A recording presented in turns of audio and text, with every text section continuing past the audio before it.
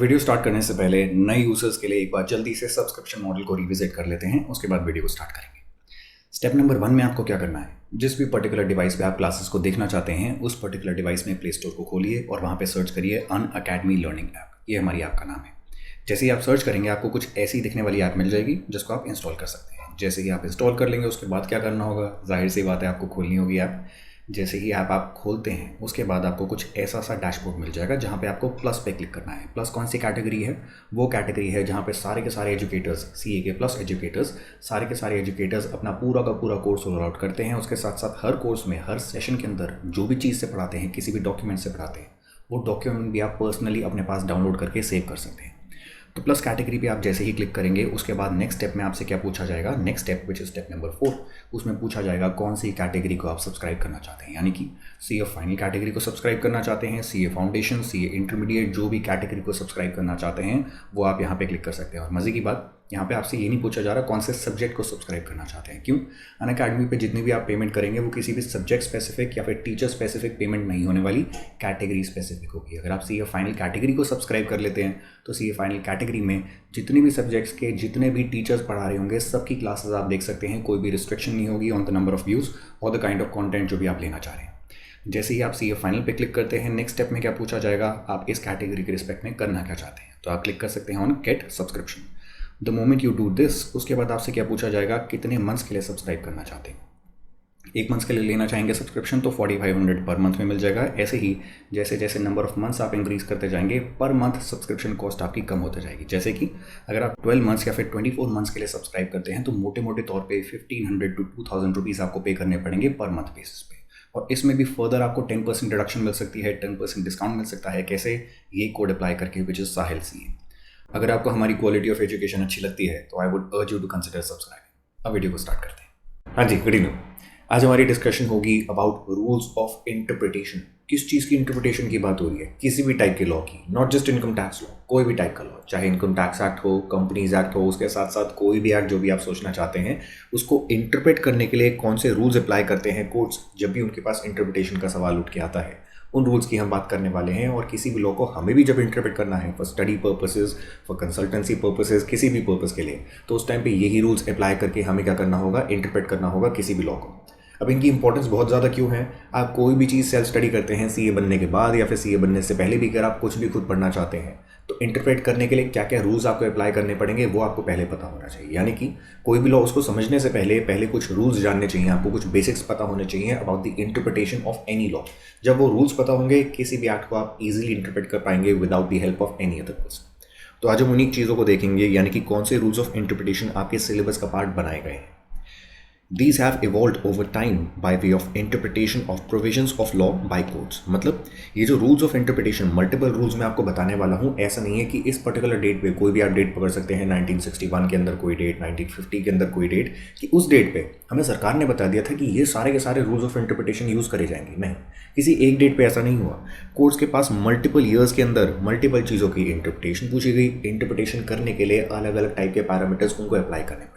जो भी parameters apply करने पड़े, जो भी लॉजिक्स अप्लाई करने पड़े, उन्होंने क्या करा, उन्होंने इवॉल्व करा रूल्स ऑफ इंटरप्रिटेशन को। And over a period of time ये सारे के सारे रूल्स जो आज के टाइम पे एग्जिस्ट करते हैं, जो मैं आपको आज पढ़ाने वाला हूँ, जिससे आप सेल्फ स्टडी भी कर पाएंगे किसी भी पर्टिकुलर लॉ को, वो rules over the time evolve हुए and they are used to ascertain the intention of law makers. मतलब ये जो रूल्स है इनको अप्लाई करा क्यों जाता है, किसी भी लॉ को इंटरप्रेट करने के लिए। और जब किसी भी लॉ को हम इंटरप्रेट कर रहे होते हैं, किसी भी सेक्शन को, रूल को, सब रूल को, सब सेक्शन को, किसी को भी जब हम इंटरप्रेट करेंगे तो इंटरप्रेट करना क्या होता है कि जिस भी इंसान ने लॉ बनाया था, जिसने भी ये सेक्शन बनाया था, बनाने के पीछे इंटेंशन क्या रही होगी, हमें उस चीज़ को इफेक्ट देना है इस लॉ को इंटरप्रेट करके। इंटरप्रेट करने के लिए हमें उस इंसान की इंटेंशन समझनी पड़ेगी कि उसकी इंटेंशन क्या रही होगी, और वो इंटेंशन समझने के लिए क्या चीज़ हमें यूज़ करनी पड़ेगी, दीज रूल्स ऑफ इंटरप्रिटेशन। तो ये जो रूल्स हैं, these are used to ascertain the intention of law makers. किस इंटेंशन से कोई भी पर्टिकुलर लॉ बनाया गया था।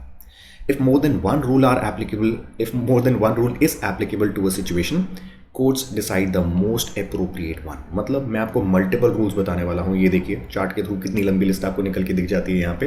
तो सारी ही लिस्ट हम डिस्कस करने वाले हैं, लेकिन किसी पर्टिकुलर सिनेरियो में, किसी पर्टिकुलर केस में अगर एक से ज़्यादा रूल लग जाते हैं तो उस केस में क्या करने वाले हो, ये फॉलो करोगे, ये करोगे या फिर ये करोगे। जो भी मोस्ट अप्रोप्रिएट होगा उसको फॉलो करा जाएगा। और कौन डिसाइड करेगा मोस्ट अप्रोप्रिएट कौन सा है? कोर्ट्स डिसाइड करेंगे, क्योंकि जज का काम होता है इंटरप्रिटेशन करना with respect to those parts of the law जो भी लॉ के अंदर क्लियरली डिफाइंड नहीं है। ये चीज़ मैंने आपको लास्ट क्लास में भी बताई थी। ये देखिए एक बार रिविजिट कर लेते हैं। मैंने क्या बताया था? Components of income tax law, जहाँ पे आपको पता चलता है इनकम टैक्स का लॉ क्या क्या चीज़ें प्रोवाइड करता है। उसमें इनकम टैक्स एक्ट 1961 भी आ जाता है। हर साल अमेंडमेंट हुई होगी फाइनेंस एक्ट से, जो कि एनुअली आता है, वो भी उसका पार्ट बन जाता है। इनकम टैक्स रूल्स भी component of income tax law में ही आते हैं। सर्कुलर्स, नोटिफिकेशंस, ये भी किसका पार्ट होते हैं? इनकम टैक्स लॉ का। ये चारों ही डॉक्यूमेंट्स किसने इशू करे होते हैं? सरकार ने। लेकिन ये चारों डॉक्यूमेंट्स मिला के भी हो सकता है आपका जो पर्टिकुलर केस है जिसमें आप सोचना चाह रहे हैं कि इनकम टैक्स लगेगा नहीं लगेगा, लगेगा तो किस रेट पे लगेगा, नहीं लगेगा तो किस रेट पे नहीं लगेगा। तो ये सारी की सारी चीज़ें जो आपके दिमाग में आ रही हैं, हो सकता है इन चारों को पढ़ के आंसर नहीं हो पा रही हो। 130 करोड़ लोगों की आबादी है, कुछ चीज़ें अनआंसर्ड रहेंगी ही, जाहिर सी बात है। तो उस केस में क्या होगा? आप कोर्ट्स के पास जाएंगे। अगर कहीं पे भी आपकी लड़ाई होती है किसके साथ? इनकम टैक्स ऑफिसर के साथ। इनकम टैक्स ऑफिसर कह रहे हैं इस केस में ये होना चाहिए, आप कह रहे हैं ये होना चाहिए। दोनों आर्ग्यूमेंट ये जो आपकी दोनों के बीच में हो रही है, इसमें आप कंसेंसस पे नहीं आ पा रहे, आप दोनों का अलग अलग स्टैंड है। अब इस केस में क्या होगा? आपका इनकम टैक्स ऑफिसर टैक्स लगाने की कोशिश करेगा, आप बचाने की कोशिश करेंगे। जब भी आप ये चारों डॉक्यूमेंट्स पढ़ेंगे आपको सिंगल आंसर नहीं मिलने वाला कि आपके केस में क्या होना चाहिए क्या नहीं होना चाहिए। तो आप क्या करेंगे? सीधा कोर्ट के पास जाएंगे और कोर्ट को क्या बोलेंगे? जज साहब इस पर्टिकुलर लॉ की इंटरप्रिटेशन करिए, और यहाँ पे जो चीज़ क्वेश्चनेबल थी, एम्बिगुअस थी, मतलब मेरे केस में आंसर नहीं दे पा रही थी टैक्स लगेगा नहीं लगेगा, आप लॉ की जो भी करंट लॉ है उसकी इंटरप्रिटेशन करिए और इंटरप्रिटेशन करके बताइए मेरे केस में टैक्स लगेगा या फिर नहीं लगेगा, मैं सही हूँ या फिर मेरा इनकम टैक्स ऑफिसर सही है। आप जो भी बोलोगे उसको हम मान लेंगे। अब जज के हाथ में क्या चीज़ आ गई है? उसको इंटरप्रेट करना है एग्जिस्टिंग लॉ को, जो कि इस क्वेश्चन का आंसर नहीं देता। तो किस तरीके से इंटरप्रेट करेगा, कहाँ पे हम पढ़ने वाले हैं आज वाली क्लास में पढ़ेंगे अंडर रूल्स ऑफ इंटरप्रिटेशन। तो इंटेंशन तो आपको समझ आ गई होगी कि क्यों इस चीज़ को पढ़ने वाले हैं। अब देखते हैं एक्चुअली रूल्स ऑफ इंटरप्रिटेशन क्या क्या बताया गया सरकार के द्वारा। देखिए सबसे पहले हम देखेंगे कुछ सिग्निफिकेंट रूल्स ऑफ इंटरप्रिटेशन जो कि कोर्ट्स के अंदर प्रैक्टिकली मल्टीपल लॉज को इंटरप्रेट करने के लिए यूज़ करे जाते हैं। उसके बाद मैं आपको कुछ चीज़ें बताऊंगा कि multiple provisions of the income tax act, उसको इंटरप्रेट करने के लिए कौन से केसेस में आपको स्ट्रिक्ट इंटरप्रिटेशन करनी होती है, कौन से केस में लिबरल इंटरप्रिटेशन करनी होती है, दोनों में डिफरेंस क्या होता है वो भी बताऊंगा। एंड फाइनली कुछ एड्स टू इंटरप्रिटेशन, मतलब इंटरप्रिटेशन करने में किन किन चीज़ों से मदद मिल जाती है। एड्स मतलब हेल्प मिल जाती है, वो चीज़ें भी आपको बताई जाएंगी कि एक्ट के अंदर इंटरनल एड्स क्या हैं और एक्ट के बाहर अगर आप देखने लग जाएं, इनकम टैक्स लॉ के बाहर देखने लग जाएं, तो एक्सटर्नल एड्स का आपको क्या क्या मिल सकती हैं जिनसे आपको हेल्प मिल सकती है किस चीज़ में, in the interpretation of the law, जिस भी लॉ की आप इंटरप्रिटेशन करना चाह रहे हैं। हमारी डिस्कशन मेजरली किस पे सेंटर्ड होगी? इनकम टैक्स लॉ पे सेंटर्ड होगी, because that is what my subject is. लेकिन इस डिस्कशन को अगर आप अपने साथ कैरी करते हैं, आप किसी भी लॉ को ईजिली इंटरप्रेट कर पाएंगे without any problems whatsoever. Start करते हैं with significant rules of interpretation. Multiple चीज़ों के आपको एग्जांपल भी दूंगा। एग्जांपल किसके रिस्पेक्ट में दूंगा? इनकम टैक्स के रिस्पेक्ट में, लेकिन आप अप्लाई कहीं भी कर सकते हैं किसी भी लॉ पे। सबसे पहला रूल ऑफ इंटरप्रिटेशन क्या है? Rule of literal interpretation. इसका मतलब क्या है? जो भी बोला गया है उसको वैसे ही इंटरप्रेट करना, ना एक चीज़ आगे आपको पढ़नी है ना ही एक चीज़ कम पढ़नी है। मतलब सेक्शन में, रूल में, इनकम टैक्स लॉ के जो आपको मल्टीपल कंपोनेंट्स बताए थे उसमें सरकार ने जो भी लिख के बता दिया आपको एग्जैक्टली वैसा ही इंटरप्रेट करना है, कुछ भी आगे पीछे इंटरप्रेट नहीं कर सकते। इंटरप्रेट लिटरली, मतलब लिटरल वर्ड्स में जो भी चीज़ लिखी है उसी तरीके से आपको इंटरप्रेट करना है, कोई भी एडिशन नहीं करनी उस चीज़ में जो भी सरकार ने एक्ट के अंदर लिख दी थी, लॉ के अंदर लिख दी थी, कोई भी सब्ट्रैक्शन नहीं करनी। प्रैक्टिकल एग्जांपल देता हूँ, इजीली आपको समझ आ जाएगा। लॉ के अंदर एक छोटी सी चीज़ लिखी है, अगर आप इनकम टैक्स एक्ट को पढ़ते हैं तो उन्होंने बोला कि भाई साहब अगर आपको आपके एम्प्लॉयर से पूरे साल में गिफ्ट्स मिलते हैं किसी भी वैल्यू के, तो जितनी जितनी वैल्यू के गिफ्ट्स मिले सबको एग्रीगेट करना और एग्रीगेट वैल्यू हमें बता देना साल के एंड में कि पूरे साल में एम्प्लॉयर से कितनी वैल्यू के आपको गिफ्ट्स मिल गए। वो वैल्यू अगर आपकी निकल के आ जाती है 5,000 रुपये तक की, तो हम क्या कर देंगे, पूरी की पूरी वैल्यू एग्जेम्प्ट, नहीं तो वो आपकी सैलरी में ऐड हो जाएगी, सैलरी इनकम के अंदर, और टैक्सेबल बन जाएगी पूरी की पूरी। तो एक्ट ने क्या लिखा? एक्ट ने लिखा 5,000 तक की वैल्यू होगी तो उस केस में कोई भी टैक्स नहीं लगने वाला। अब दिक्कत कहाँ पे आएगी सोच के देखिए। पूरे साल में मुझे 4,000 रुपये तक के गिफ्ट्स मिल गए, मतलब जितने भी गिफ्ट्स मिले अलग अलग ओकेजन्स पे, होली पे, दिवाली पे, किसी भी और इवेंट पे, वो सबको मैंने एडअप कर दिया उनकी वैल्यू को और वो 4,000 निकल के आई। आपके और मेरे दिमाग में डाउट नहीं आएगा कि ये चीज़ तो एग्जेम्प्ट होनी चाहिए क्योंकि एक्ट में क्लियरली डिफाइंड थी। लेकिन दिक्कत कहाँ पे आने वाली है? जैसे ही मुझे पूरे साल में जितने गिफ्ट्स मिले अगर उनकी वैल्यू 5,000 से एक्सीड कर जाती है, लेट अस से 10,000 रुपीज़ वैल्यू निकल के आ जाती है, अब इस केस में दिमाग में डाउट क्या आएगा, मैं पूरे 10,000 पे टैक्स करूं या सिर्फ उतने पोर्शन पे टैक्स करूं, उतने पोर्शन को अपनी इनकम की तरह दिखाऊं जो कि 5,000 से एक्सीड करता है। सोच के देखिए, एक्ट ने क्या बोला था, अगर 5,000 तक की वैल्यू निकल के आती है पूरे साल के गिफ्ट्स की, हम एग्जेम्प्ट कर देंगे, टैक्स नहीं करने वाले। क्या उन्होंने ये बोला कि जितनी भी आपको मिल गई है, जितनी भी वैल्यू ऑफ गिफ्ट्स मिले हैं, उनमें से 5,000 हटा देना? ऐसा नहीं बोला उन्होंने। ये नहीं बोला 5,000 एग्जेम्प्ट होंगे, उन्होंने बोला अगर 5,000 तक की वैल्यू निकलती है तो फिर एग्जेम्प्ट हो जाएगा, नहीं तो पूरा अमाउंट टैक्सेबल हो जाएगा। सो इन दिस पर्टिकुलर केस अगर मुझे 5,000 से लेटेस्ट से 500 रुपये ज़्यादा के भी गिफ्ट मिल जाते हैं, 5,500 के गिफ्ट्स मिले हैं पूरे साल में मिला के, तो 5,500 रुपीज़ मेरी इनकम में ऐड हो जाएगी, टैक्सेबल इनकम के अंदर, और पूरा का पूरा अमाउंट टैक्स हो जाएगा। ऑन दी अदर हैंड अगर सिर्फ 5,000 मिले होते पूरे साल में, 500 रुपये कम के गिफ्ट मिले होते, तो ये 5,000 रुपये मेरी इनकम का पार्ट नहीं बनते, टैक्सेबल नहीं होते। क्या सोच के थोड़ा कम लॉजिकल लग रहा है? बिल्कुल थोड़ा कम लॉजिकल लग रहा है। लगना यही चाहिए, होना यही चाहिए रादर, कि अगर आपको 5,000 के गिफ्ट्स मिल रहे हैं और उसको सरकार एग्जाम करना चाह रही है, तो 15,000 की भी अगर मिल गए पूरे साल में, तो 5,000 को तो छोड़ो, अगले 10,000 को टैक्स कर लो। लॉजिकली ये होना चाहिए। लेकिन लिटरल इंटरप्रिटेशन क्या कहती है, जो भी एक्ट में लिखा है उसको उसी तरीके से इंटरप्रेट करो, कुछ भी ऐड नहीं कर सकते, कुछ भी सब्ट्रैक्ट नहीं कर सकते। अगर मैं ये इंटरप्रिटेशन ले लेता हूँ कि 15,000 में 5,000 साइड हो जाएंगे, 10,000 ही टैक्सेबल होंगे, मैं ऐड कर रहा हूँ कोई चीज़ जो कि एक्ट के अंदर नहीं लिखी थी। आप ऐसा नहीं कर सकते अगर रूल ऑफ लिटरल इंटरप्रिटेशन लगाया जाता है।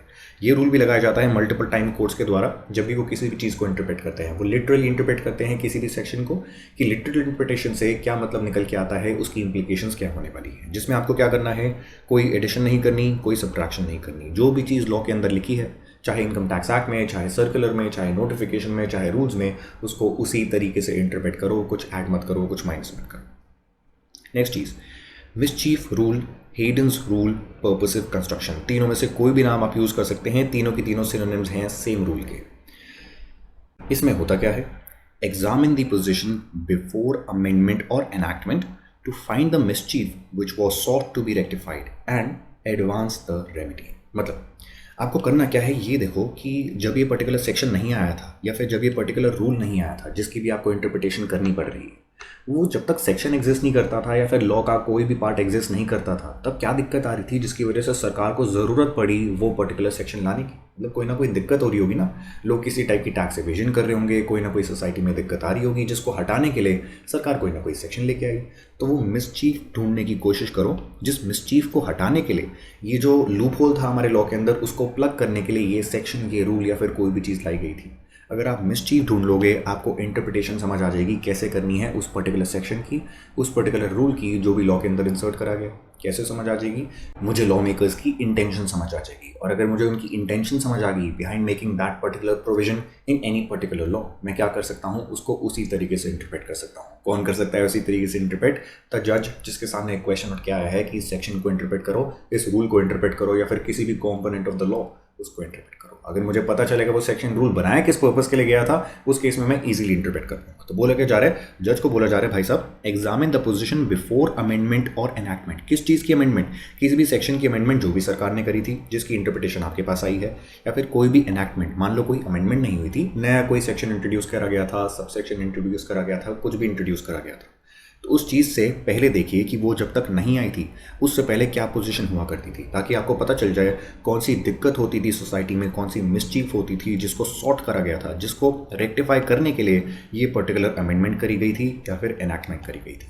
एक बार आपको मिसचीफ पता चल जाएगी कि ये मिसचीफ को रेक्टिफाई करने के लिए, उसको कहीं ना कहीं क्योर करने के लिए सरकार ने ये अमेंडमेंट करी थी, एनैक्टमेंट करी थी, आप उस सेक्शन को, उस रूल को उसी तरीके से इंटरप्रेट कर पाएंगे, ताकि वो रेमेडी जो इस अमेंडमेंट के थ्रू, एनैक्टमेंट के थ्रू रेक्टिफाई करने की सरकार ने कोशिश करी थी, उसको आप भी रेक्टिफाई करवा पाएँ, उसको एडवांस करवा पाएँ। कोई ना कोई छोटी मोटी अगर दिक्कत रह भी गई हो सेक्शन को ढंग से ड्राफ्ट करने में, तो भी ये दिक्कत ना आए सरकार को कि आपने सेक्शन की ड्राफ्टिंग में कहीं ना कहीं कोई ना कोई दिक्कत कर दी थी, हम तो अब आपको उस तरीके से करने ही नहीं देंगे, मिसचीफ को आपको हम किसी भी तरीके से रेक्टिफाई नहीं करने देंगे। हमें इंटेंशन पता होनी चाहिए लॉ मेकर्स की, अगर इंटेंशन पता चल जाएगी उसी तरीके से हम एडवांस करवा देंगे इस चीज़ को। अच्छा, एक प्रैक्टिकल एग्जाम्पल भी देता हूँ और अच्छे से समझ आएगा ये पर्टिकुलर रूल ऑफ इंटरप्रिटेशन। तो देखिए, सरकार ने लेटेस्ट से किसी साल में देखा कि मल्टीपल लोगों के पास वो क्या कर रहे हैं, अपने इनकम टैक्सेस ढंग से नहीं दे रहे, और इनकम कमा तो रहे हैं, उससे चीज़ें खरीद रहे हैं, लेकिन इनकम टैक्सेस अपने प्रॉपरली नहीं दे, इनकम ढंग से डिक्लेयर नहीं कर रहे हैं। तो सरकार ने क्या कहा, छापे मारते हैं और छापे जैसे ही लोगों के घर पे मारेंगे यानी कि रेड करेंगे, उसके बाद हमें चीज़ें मिल जाएंगी। जो भी चीज़ें मिलती हैं, कोई भी एसेट्स उनकी पोजीशन में मिलती है, पूछेंगे कि तुम तो हर साल की इनकम 2-2 लाख रुपए की दिखा रहे हो, लेटेस्ट से तुम 30 साल से काम कर रहे हो, तो अभी रफली तुम्हारे पास 60 लाख रुपए के आसपास की वेल्थ होनी चाहिए थी, लेकिन तुम्हारे घर से मुझे 10 करोड़ रुपए की एसेट्स मिल गई हैं। ज़रा सोर्स एक्सप्लेन करोगे? अगर सोर्स एक्सप्लेन कर पाए तो कोई दिक्कत नहीं है। अगर एक्सप्लेन नहीं कर पाए तो सरकार को सीधा क्या पता चल जाएगा, आप अपनी इनकम ढंग से डिक्लेयर नहीं कर रहे थे, सरकार इंटरेस्ट, पेनल्टी, टैक्स सब कुछ लगा देगी। तो ये चीज़ सरकार ने करनी थी, और किसी पर्टिकुलर साल में सरकार ने ये पर्टिकुलर चीज़ सोची कि ऐसा हम कुछ करने वाले हैं। उन्होंने प्रोविज़न बना दी इनकम टैक्स एक्ट के अंदर। क्या provision? If any article being jewellery, car, care लिख दिया मैंने, कार वगैरह वगैरह, इज फाउंड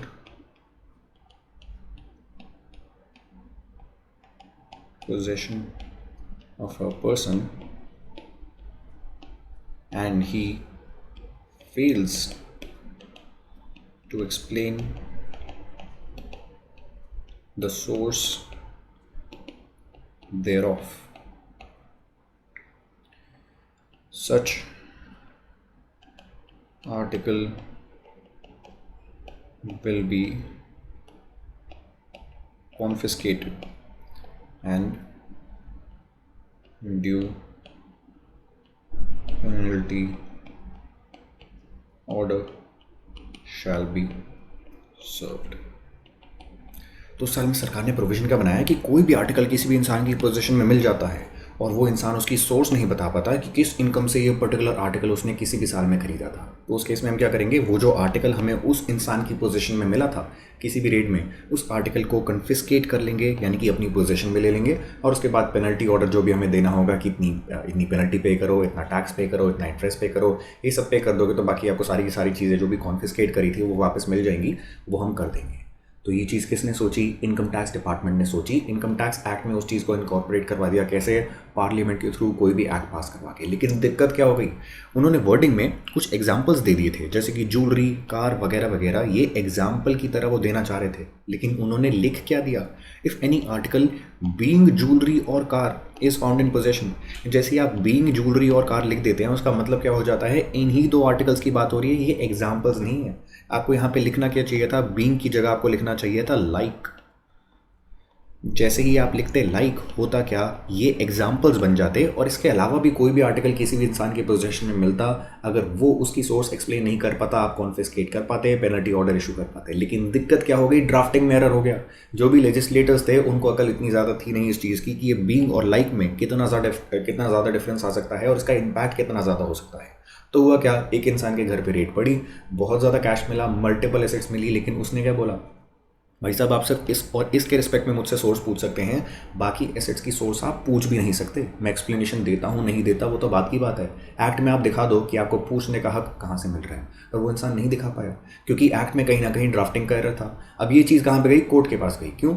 सरकार क्या किस चीज़ पे एडमेंट थी, इनकम टैक्स डिपार्टमेंट, वो एडमेंट था कि आपको सारी चीज़ों की सोर्स बतानी पड़ेगी, क्योंकि हमारी इंटेंशन ये नहीं थी कि इन दोनों के रिस्पेक्ट में ही पूछेंगे, हम तो आपकी सारी वेल्थ के रिस्पेक्ट में पूछेंगे ना। लॉजिक समझो, ये इंसान क्या कह रहा है, नहीं, रूल ऑफ लिटरल इंटरप्रिटेशन जाके देखो, वो क्या कहता है, कोई एडिशन नहीं कर सकते, कोई सब्ट्रैक्शन नहीं कर सकते। आपके इस पर्टिकुलर रूल के हिसाब से अगर मैं लिटरल इंटरप्रिटेशन करूँ तो बीइंग ज्वेलरी और कार का मतलब इन दोनों एसेट्स के रिस्पेक्ट में मेरी जितनी भी ज्वेलरी आपको दिखती है, जितनी भी कार्स आपको दिखती हैं, उनकी सोर्स मैं आपको बताता हूँ, कोई दिक्कत नहीं है, लेकिन बाकियों का आप मुझसे नहीं पूछ सकते। क्या फंस गया इनकम टैक्स डिपार्टमेंट? बिल्कुल फंस गया। अब इस चीज़ से बाहर कैसे निकला जाए? हमेशा रूल ऑफ लिटरल इंटरप्रिटेशन नहीं लगेगा। इसके साथ साथ सरकार क्या कहेगी, सरकार जज को बोलने वाली है कि भाई साहब आप ये भी रूल कंसिडर करिए। वो क्या बोलता है कि आप देखना कि ये प्रोविजन हमने बनाया क्यों था। तो जब ये पर्टिकुलर एक्ट पास करा जा रहा था, उस टाइम पे फाइनेंस मिनिस्टर ने स्पीच दी होगी कि इस पर्टिकुलर चीज़ को पास क्यों करा जा रहा है, या फिर एक और डॉक्यूमेंट मैं आपको बताऊंगा जहाँ पे रीज़न बताया जाता है किसी भी अमेंडमेंट का, तो वहाँ पे सरकार ने बताया होगा हमारी इंटेंशन क्या है। लोगों के घर पे छापे मारेंगे, रेड मारेंगे, जितनी भी वेल्थ दिखती है सब वेल्थ के रिस्पेक्ट में पूछेंगे कि वेल्थ की वैल्यू इतनी निकल के आती है, 10 करोड़ रुपए, एक्सप्लेन करो कहाँ से इतनी इनकम आपके पास आई कि आप ये 10 करोड़ रुपए का खर्चा कर पाए। So this is what the intention is. सिर्फ ज्वेलरी और कार की वैल्यू पूछ के हमें कुछ भी नहीं मिलने वाला। तो आप ये बीइंग को बीइंग की तरह लिटरली इंटरप्रेट मत करिए। मिसचीफ देखिए किसको हम खत्म करना चाह रहे हैं। हम लोगों की टैक्स एवेजन को रोकना चाह रहे थे, जिसके लिए प्रोविजन बनाया गया था। अब इस केस में जज क्या कहेगा, बिल्कुल सही बात है, माना ड्राफ्टिंग में एरर हुआ है, लेकिन ड्राफ्टिंग के एरर का फ़ायदा उठा के आप इस चीज़ को एवेड नहीं कर सकते। We will construe this being as like, और जैसे ही इसको हम बीइंग को लाइक की तरह कंस्ट्रू कर जाएंगे, ये दोनों एग्जाम्पल्स बन जाएंगे, ये दोनों एग्जॉस्टिव केसेस नहीं बन जाएंगे। अब ज्वेलरी हो, कार हो, या फिर कोई भी और आर्टिकल हो, उसके रिस्पेक्ट में सरकार कॉन्फिस्केशन भी कर सकती है अगर आप सोर्स एक्सप्लेन नहीं कर सकते, पेनल्टी ऑर्डर भी पास कर सकती है, सब कुछ कर सकती है। तो मज़े की बात क्या देख रहे हैं आप, सेक्शन में लिखा कुछ है, इंटरप्रेट किसी और तरीके से करना है। क्यों? क्योंकि मिसचीफ जब भी आप समझने की कोशिश करेंगे, जिसको खत्म करने के लिए सेक्शन लाया गया था, इसकी इंटरप्रिटेशन थोड़ी डिफरेंट निकल के आ सकती है। तो आपको हमेशा जो भी चीज़ जैसी दिखती है वैसा मत मानिएगा कि उसी तरीके से इंटरप्रेट करना है, वो तो रूल ऑफ लिटरल इंटरप्रिटेशन में इंटरप्रेट करना होता है। लेकिन इसमें मैंने आपको प्रैक्टिकली करके दिखाया कि किसी चीज़ को किसी तरीके से इंटरप्रेट करना होगा। किस चीज़ के लिए? To advance the remedy. जज ने क्या करा, बीइंग को लाइक की तरह इंटरप्रेट कर दिया, ताकि वो जो रेमेडी जो सॉर्ट थी, किसी भी मिसचीफ को रेक्टिफाई करने के लिए जो भी रेमेडी सरकार ने लाने की कोशिश करी, वो एक्चुअली इफेक्टिव हो, उसका पर्पस टोटली डिफीट ना हो जाए। इसलिए सरकार ने क्या करा, सरकार ने जज को ये चीज़ नोटिस में लाई कि आप इस चीज़ को यूज़ करिए, जज ने इस चीज़ को यूज़ भी कर दिया। आते हैं नेक्स्ट रूल पे, which is the golden rule. अब ये क्या है? ये इन दोनों के बीच का जुगाड़ है। क्या जुगाड़ है? Compromise between literal rule and mischief rule. मतलब सबसे पहले आप क्या करेंगे, सबसे पहले आप लिटरल इंटरप्रिटेशन ही करेंगे। मतलब लिटरली इंटरप्रेट करके जज देखेगा कि जो भी चीज़ वो करना चाह रही थी, सरकार करना चाह रही थी, लेजिस्लेटर्स जिन्होंने भी लॉ बनाया था, वो जो भी चीज़ करना चाहते थे सेक्शन ला के, वो हो पा रही है क्या? अगर मैं लिटरल इंटरप्रिटेशन करता हूँ तो मैं लिटरल इंटरप्रिटेशन करूँगा, उसमें आएगा क्या, ये दोनों चीज़ें आपकी पोजीशन में मिलेंगी, इनकी वैल्यू की आपसे सोर्स पूछी जा सकती है, इनकी इनकम की सोर्स पूछी जा सकती है, नहीं बता पाओगे कॉन्फिस्केशन हो जाएगी, पेनल्टी ऑर्डर सर्व कर दिया जाएगा। लेकिन बहुत एब्सर्ड सा मीनिंग निकल के आ रहा है। क्यों? लिटरल इंटरप्रिटेशन उसमें दिक्कत आने वाली है, क्योंकि यहाँ पर ड्राफ्टिंग का एरर है। तो सरकार क्या कहेगी, सरकार इस केस में जज को बोलेगी आप रूल ऑफ लिटरल इंटरप्रिटेशन मत लगाइए, नहीं तो एब्सर्ड मीनिंग निकल के आ जाएगा। और नॉर्मली आपको क्या करना था, रूल ऑफ लिटरल इंटरप्रिटेशन लगा देना था, कोई दिक्कत नहीं है। लेकिन अगर रूल ऑफ लिटरल इंटरप्रिटेशन लगा के एब्सर्ड मीनिंग निकल के आता है, कुछ ना कुछ सेंस नहीं बनती सेक्शन की, तो उस केस में आप क्या करेंगे, ये वाला रूल लगाएंगे जिसका नाम क्या था, हेडन्स रूल, मिसचीफ रूल या फिर पर्पसिव कंस्ट्रक्शन। तो पहले क्या करेंगे, गोल्डन रूल के अंदर पहले हम ये लगाने वाले हैं, लेकिन ये लगाने के बाद अगर कहीं ना कहीं एब्सर्ड इंटरप्रिटेशन निकल के आती है तो फिर ये लगा देंगे। This is the golden rule. Next rule की बात करते हैं, रूल ऑफ हार्मोनियस कंस्ट्रक्शन। इसका मतलब क्या है, give meaning to all parts of the statute. Statute का मतलब क्या होता है, कोई भी एक्ट, कोई भी लॉ, इनकम टैक्स लॉ या फिर किसी भी लॉ के जितने भी कंपोनेंट्स होते हैं, सबको क्या बोला जाता है, स्टैट्यूट का पार्ट। तो स्टैट्यूट के सारे पार्ट्स को इंटरप्रिटेशन देना, वो चीज़ कहाँ पे एम्फेसाइज्ड है, रूल ऑफ हार्मोनियस कंस्ट्रक्शन के अंदर। कुछ भी समझ नहीं आया, प्रैक्टिकल एग्जाम्पल देता हूँ तभी समझ आएगा। तो अगेन मुझे कुछ चीज़ लिखनी होगी, नया पेज खोल लेते हैं एक बार। देखिए, मैं सेक्शन की और आपको कोई चीज़ लिख के दिखा रहा हूँ, उसके बाद मैं आपको बताऊंगा रूल ऑफ हार्मोनियस कंस्ट्रक्शन कैसे निकल के आता है। सरकार ने एक सेक्शन बनाया, ये अगेन हाइपोथेटिकल सेक्शन है, ऐसा कोई भी सेक्शन एग्जिस्ट नहीं करता इनकम टैक्स एक्ट में, लेकिन आपको चीज़ें एक्सप्लेन करने के लिए बिल्कुल सिंपलिस्टिक टर्म्स में कुछ ना कुछ चीज़ें मैं आपको लिख के बताऊँगा, जो कि ये सारे के सारे रूल्स आपको ईजिली एक्सप्लेन कर जाएगी। तो सबसे पहला एग्जाम्पल देखते हैं किसका, रूल ऑफ हार्मोनियस कंस्ट्रक्शन का। सरकार ने एक किसी भी सेक्शन के अंदर, लेटेस्ट से सेक्शन XYZ, इसके अंदर सरकार ने क्या लिखा आपको बताता हूँ।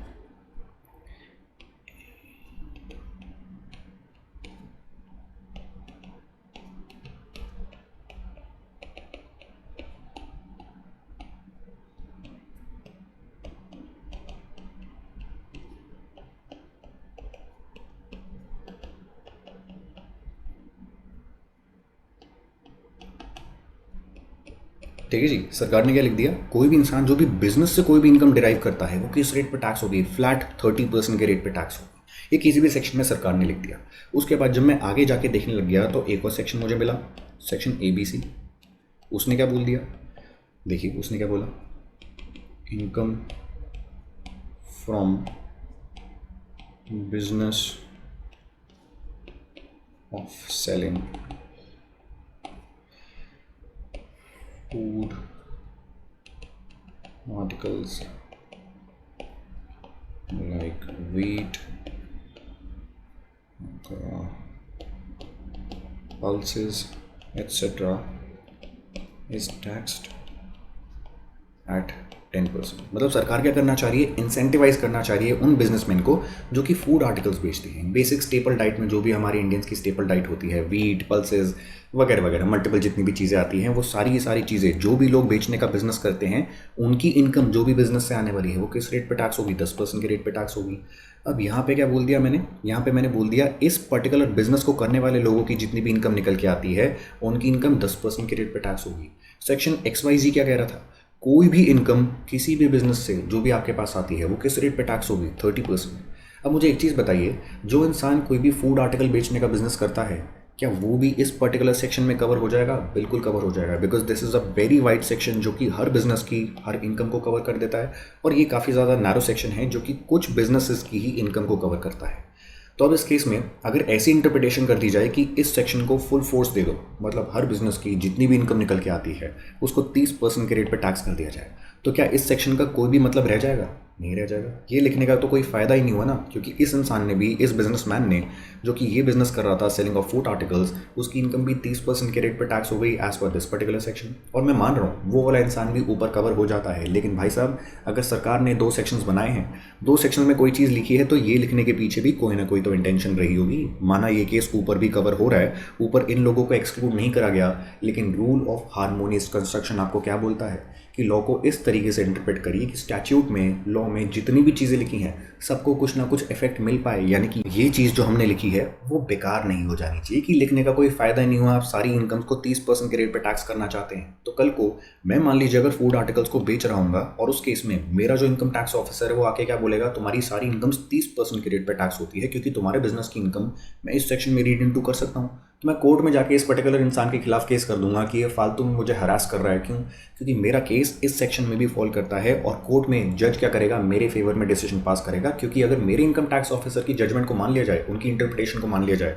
तो इस सेक्शन का तो कोई मतलब ही नहीं निकल के आता। तो इस केस में इंटरप्रिटेशन एक्चुअली कैसे करी जाएगी?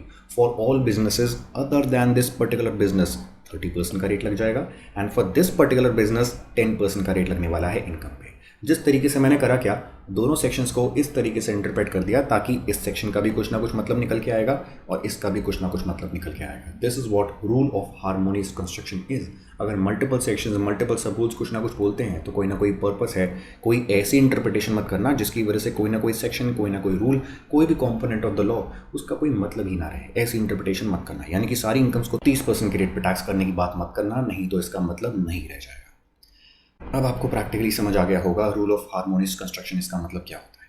नेक्स्ट रूल पे आते हैं, विच talks about principle of beneficial construction. मतलब आप छोटी छोटी चीज़ें देख रहे हैं, कितना ज़्यादा सिग्निफिकेंट है इन रूल्स ऑफ इंटरप्रिटेशन को समझना। अगर आपको ये नहीं पता होंगे, पेपर में आपको कहीं ना कहीं दिक्कत आने वाली है, या फिर खुद से किसी भी रूल को, किसी भी सेक्शन को इंटरप्रेट करेंगे तो दिमाग में डाउट आएगा। प्रैक्टिकली आपके दिमाग में डाउट आएगा कि सर सेक्शन में इसमें भी कवर हो सकता था मेरा बिजनेस, इसमें भी कवर हो सकता था, इसमें कवर करता हूँ तो 30% का रेट लगेगा, इसमें कवर करता हूँ तो 10% का रेट लगेगा। मुझे किस में कवर करना है अपने बिजनेस को, कौन सा रेट अप्लाई करना है, कैसे पता चलेगा? जब आपको रूल्स ऑफ इंटरप्रिटेशन पता होंगे तभी आप ये सारी चीज़ें कर पाएंगे, किसी भी एक्ट को, किसी भी लॉ को इंटरप्रेट कर पाएंगे। Which is why it is very important कि आपको ये सारी की सारी चीज़ें पता ही होनी चाहिए। आते हैं नेक्स्ट रूल पे, which talks about principle of beneficial construction. अब ये क्या है?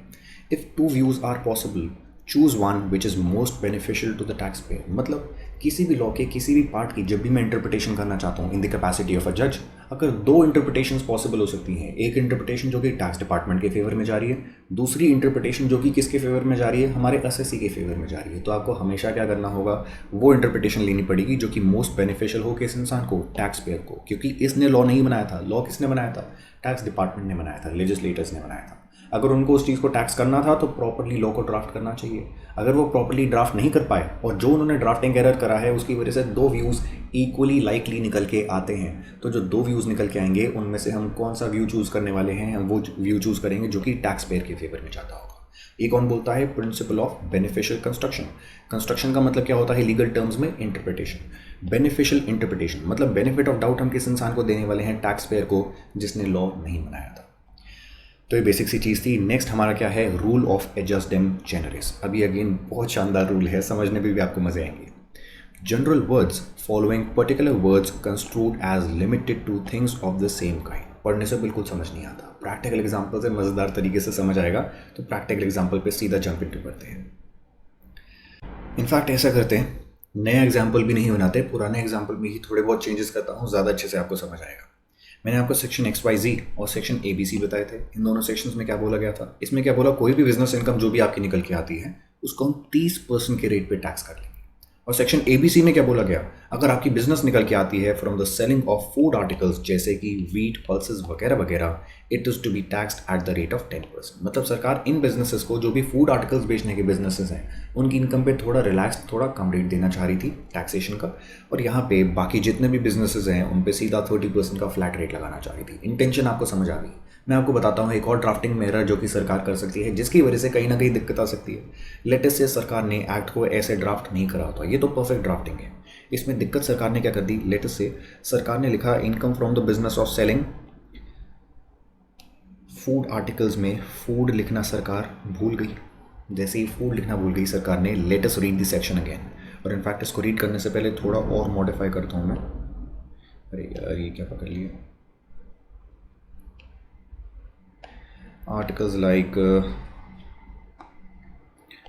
राइस, व्हीट, पल्सेस और लेटेस्ट से शुगर, मतलब आपको सारी ही चीज़ें क्या दिख रही हैं, खाने पीने की चीज़ें हैं। तो सरकार ने यहाँ पे क्या लिख दिया, सरकार ने लिखा income from the business of selling articles like rice, sugar, wheat, pulses etcetera is to be taxed at 10%। अब यहाँ पे दिक्कत क्या होगी, सरकार ने फूड आर्टिकल्स लाइक दिस नहीं लिखा, बस आर्टिकल्स लिखा। और आर्टिकल्स में क्या क्या आ सकता है, हर टाइप का गुड आ सकता है। लेकिन आपके दिमाग में आएगा सर आगे बता तो दिया उन्होंने कैसे टाइप के articles, rice, sugar, wheat, pulses वगैरह वगैरह, तो दिक्कत नहीं आनी चाहिए। अभी भी लोगों को ऐसे ही इंटरप्रेट करना चाहिए कि अगर हम फूड आर्टिकल्स बेचने के बिजनेस में एंगेज्ड हैं, हमारे ऊपर 10% का इनकम टैक्स रेट है, अदरवाइज हमारे ऊपर 30% का टैक्स रेट है। लेकिन ऐसा नहीं होने वाला, क्योंकि कुछ लोग किस चीज़ पे एडमेंट हैं, लिटरल इंटरप्रिटेशन करने वाले हैं। आधी से ज़्यादा जनता जिसको रूल्स ऑफ इंटरप्रिटेशन के बारे में नहीं पता होता, वो किस चीज़ पे एडमेंट होते हैं कि लिटरल इंटरप्रिटेशन करो। और लिटरल इंटरप्रिटेशन में अगर ड्राफ्टिंग में कोई भी एरर कर दिया होगा लेजिस्लेटर्स ने लॉ बनाने के टाइम पे, हम फ़ायदा उठा लेंगे। लेकिन उनको पता नहीं है कि हर केस में लिटरल इंटरप्रिटेशन भाई साहब नहीं होती, मल्टीपल अदर तरीके होते हैं इंटरप्रिटेशन के। फंस जाओगे अगर उन चीज़ों का आपने अकाउंट फॉर नहीं करा, एक बार में पेनल्टी, इंटरेस्ट सब कुछ देना पड़ेगा। अब यहाँ पे इतना बड़ा ड्राफ्टिंग का मैंने आपको एरर दिखा दिया। एरर बताता हूँ क्या एरर है। वो होने के बावजूद सरकार को दिक्कत नहीं आने वाली। कैसे नहीं आने वाली, रूल ऑफ एडजस्टमेंट जेनरिस की वजह से नहीं आने वाली। तो देखिए क्या हो रहा है, मैं क्या करता हूँ, मैं टीवीज़ बेचता हूँ, टीवी, सेलफोन वगैरह वगैरह बेचता हूँ। मुझे पता है नॉर्मली अगर इंटेंशन की बात करें लॉ मेकर्स की, तो मुझे पता है मेरे ऊपर 30% का रेट सरकार लगाना चाह रही है। लेकिन फिर भी मैं सरकार से मज़े लेने के मूड में हूँ। क्यों, मैंने अभी भी लॉ पढ़ा है और मुझे क्या लग रहा है, यहाँ पे सरकार ने गलती कर दी। उन्होंने फूड आर्टिकल्स नहीं लिखा, आर्टिकल्स लिखा और आगे एग्जाम्पल की तरह लाइक लिख के मल्टीपल एग्जाम्पल्स बता दिए, जिसमें rice, sugar, wheat, pulses multiple चीज़ें आ गई और उसके साथ क्या आ गया, एटसेट्रा। यहीं पे तो फंस गए तुमने जैसे ही एटसेट्रा लिख दिया। क्या मैं एटसेट्रा में कोई भी चीज़ रीड इनटू कर सकता हूँ? बिल्कुल कर सकता हूँ। मैं यहाँ पे टीवी डाल सकता हूँ, मैं यहाँ पे गाड़ी डाल सकता हूँ, मैं यहाँ पे कुछ भी डाल सकता हूँ, जो भी मैं डालना चाहूँ। बस वो आर्टिकल होना चाहिए, यानी कि मोटे मोटे तौर पे मूवेबल प्रॉपर्टी होनी चाहिए। Till the time it is movable property, मैं एटसेट्रा में कुछ भी रीड इनटू कर सकता हूँ, कोई भी दिक्कत नहीं आने वाली। And the moment I get this part, क्या कोई भी बिजनेसमैन जो कोई भी चीज़ खरीद बेच रहा है, वो कभी भी 30% के रेट पर टैक्स देगा? नहीं देगा। लेकिन यहाँ पे सरकार क्या करेगी, सरकार कोर्ट के पास जाएगी और सरकार को पता है हर केस में लिटरल इंटरप्रिटेशन नहीं लगती। रूल ऑफ एडजस्टमेंट जेनरिस क्या कहता है, एटसेट्रा को एटसेट्रा की तरह मत पढ़ो, उसको इतना ओपन या फिर इतना वाइड मत मान के चलो कि इसमें सारी चीज़ें कवर हो जाएंगी। इस एटसेट्रा को अगर आपको समझना है कि इसमें क्या क्या चीज़ें कवर हो सकती हैं, तो ये देखो एटसेट्रा से पहले क्या क्या लिखा था। क्या वो किसी भी क्लास ऑफ गुड्स को सिग्निफाई करती है? अगर आपको क्लास ऑफ गुड्स दिख जाते हैं तो एटसेट्रा भी आपको उसी क्लास ऑफ गुड्स में रीड इनटू करना होगा। अगर यहाँ पे कोई भी क्लास बन के नहीं आती, पहले तो आपने गाड़ी लिख दिया, फिर आपने व्हीट लिख दिया, उसके बाद आपने मोबाइल फ़ोन लिख दिया, ऑफकोर्स उस केस में कोई भी क्लास या फिर कैटेगरी ऑफ गुड्स नहीं है। एटसेट्रा में आपको जो भी चीज़ रीड इनटू करनी है कर लो। लेकिन इस केस में तो भाई साहब सीधी सीधी कैटेगरी दिख रही है, राइस, शुगर, व्हीट, पल्सेस सारी खाने पीने की चीज़ें हैं। तो यहाँ पे आप जो भी खाने पीने की चीज़ें रीड इनटू करना चाहते हो, फॉर एग्जांपल पिज़्ज़ा भी अगर आप रीड इनटू करना चाहते हो, कोई भी और खाने की चीज़ अगर आप रीड इनटू करना चाहते हो, एक पल को आप कर सकते हो एटसेट्रा के अंदर। लेकिन मैं जो करना चाह रहा था, मैं टीवी बेचने के काम को एटसेट्रा में रीड इनटू करना चाह रहा था। क्या कर पाऊंगा? नहीं कर पाऊंगा। क्यों? रूल ऑफ लिटरल इंटरप्रिटेशन के हिसाब से एटसेट्रा में आप कुछ भी रीड इनटू कर सकते हो। लेकिन रूल ऑफ एडजस्टमेंट जेनरिस क्या कह रहा है, अगर एटसेट्रा लिखा है, कोई भी ओपन एंडेड चीज़ लिखी है, उसके पीछे देखो कि क्या कोई कैटेगरी बन रही है। अगर कैटेगरी बन रही है तो विद इन दैट कैटेगरी आप ओपन है किसी भी चीज़ को चूज़ करने के लिए। कोई भी बिजनेस कर रहे होंगे, कोई भी खाने का आर्टिकल बेचने वाला, तो आपकी इनकम 10% के रेट पे टैक्स होगी। लेकिन एटसेट्रा को आप इतना वाइड नहीं बना सकते कि कैटेगरी के बियॉन्ड चल जाएं, टीवी, गाड़ियाँ वगैरह वगैरह सारे प्रोडक्ट्स यहाँ पे रीड इनटू करने लगे। तो इस केस में again rule of literal interpretation नहीं लगेगा। कौन सा लगेगा? Rule of adjustment जेनरिस। इसका एक और प्रैक्टिकल एग्जांपल देता हूँ और अच्छे से आपको समझ आएगा। फॉर एग्जांपल आपके मम्मी पापा कहीं ना कहीं हॉलीडे मनाने जा रहे हैं और वो हॉलीडे मनाने जा रहे हैं, आपको पता है घर में 2-3 भाई बहन जो भी आप हैं, आप रहने वाले हैं और आपको घर खर्च के लिए कुछ ना कुछ पैसे भी देने पड़ेंगे। उनको 3 दिन किसी ना किसी काम से बाहर जाना पड़ रहा था, छुट्टी के लिए जाना पड़ रहा था, किसी भी चीज़ के लिए उन्होंने 3 दिन की जेब खर्ची आपको 3000 रुपये लेटर से दे दिए और 3000 रुपये देते हुए बताया कि ये 3000 रुपये यूटिलाइज़ कहाँ पे करने हैं। उन्होंने क्या बोला, काम वाली आंटी आएंगी, उनकी आपको कुछ ना कुछ सैलरी देनी है, 1000 रुपये इसमें से दे देना। उसके साथ साथ दूध वाले भैया आएंगे, उनको 500 रुपये देने हैं, ये दे देना। उसके ऊपर आपके पास जितने भी पैसे बच जाएंगे, यानी कि 1700 रुपये जो बच जाएंगे, उसमें डेली की जो भी बेसिक नीड्स हैं, जैसे कि खाना पीना, नॉर्मल खाना पीना, ये नहीं जंक फूड आप खा रहे हैं, ये सब चीज़ें आप ले सकते हो। कुछ भी और छोटे मोटे खर्चे लेने के लिए कोई भी इंसान आता है, लेटर से गाड़ी धोने वाला आता है, उनको आप पैसे दे सकते हो, या कोई भी जेब खर्ची के जो मोटे मोटे खर्चे होते हैं वो आप इस पर्टिकुलर पैसे से कर सकते हैं, जो कि आपके पेरेंट्स आपको 3 दिन के लिए दे के जा रहे हैं। तो उन्होंने बोला क्या था, गाड़ी साफ करने वाले को पैसे दे सकते हो, काम वाली आंटी को पैसे दे सकते हो, खाने पीने के लिए जो डेली बेसिस की आपकी खाने पीने की चीज़ें हैं वो आप खरीद सकते हैं, या फिर आप जो भी ऐसे मोटे मोटे खर्चे देखते हैं जो कि इंपॉर्टेंट खर्चे हैं वो आप कर सकते हैं। आपने किस चीज़ को पकड़ लिया, आपने पकड़ लिया कि मम्मी ने जाते जाते बोल दिया था, या फिर जो भी इंपॉर्टेंट खर्चे लगते हैं वो आप कर सकते हैं। तो या फिर जो भी इंपॉर्टेंट खर्चे आपने सोचा, आपके दिमाग में यही फीड इनटू हो गया था। 1700 रुपये की आप क्या लेके आ गए, आपके PS4 पे खेलने के लिए आप एक गेम की CD लेके आ गए।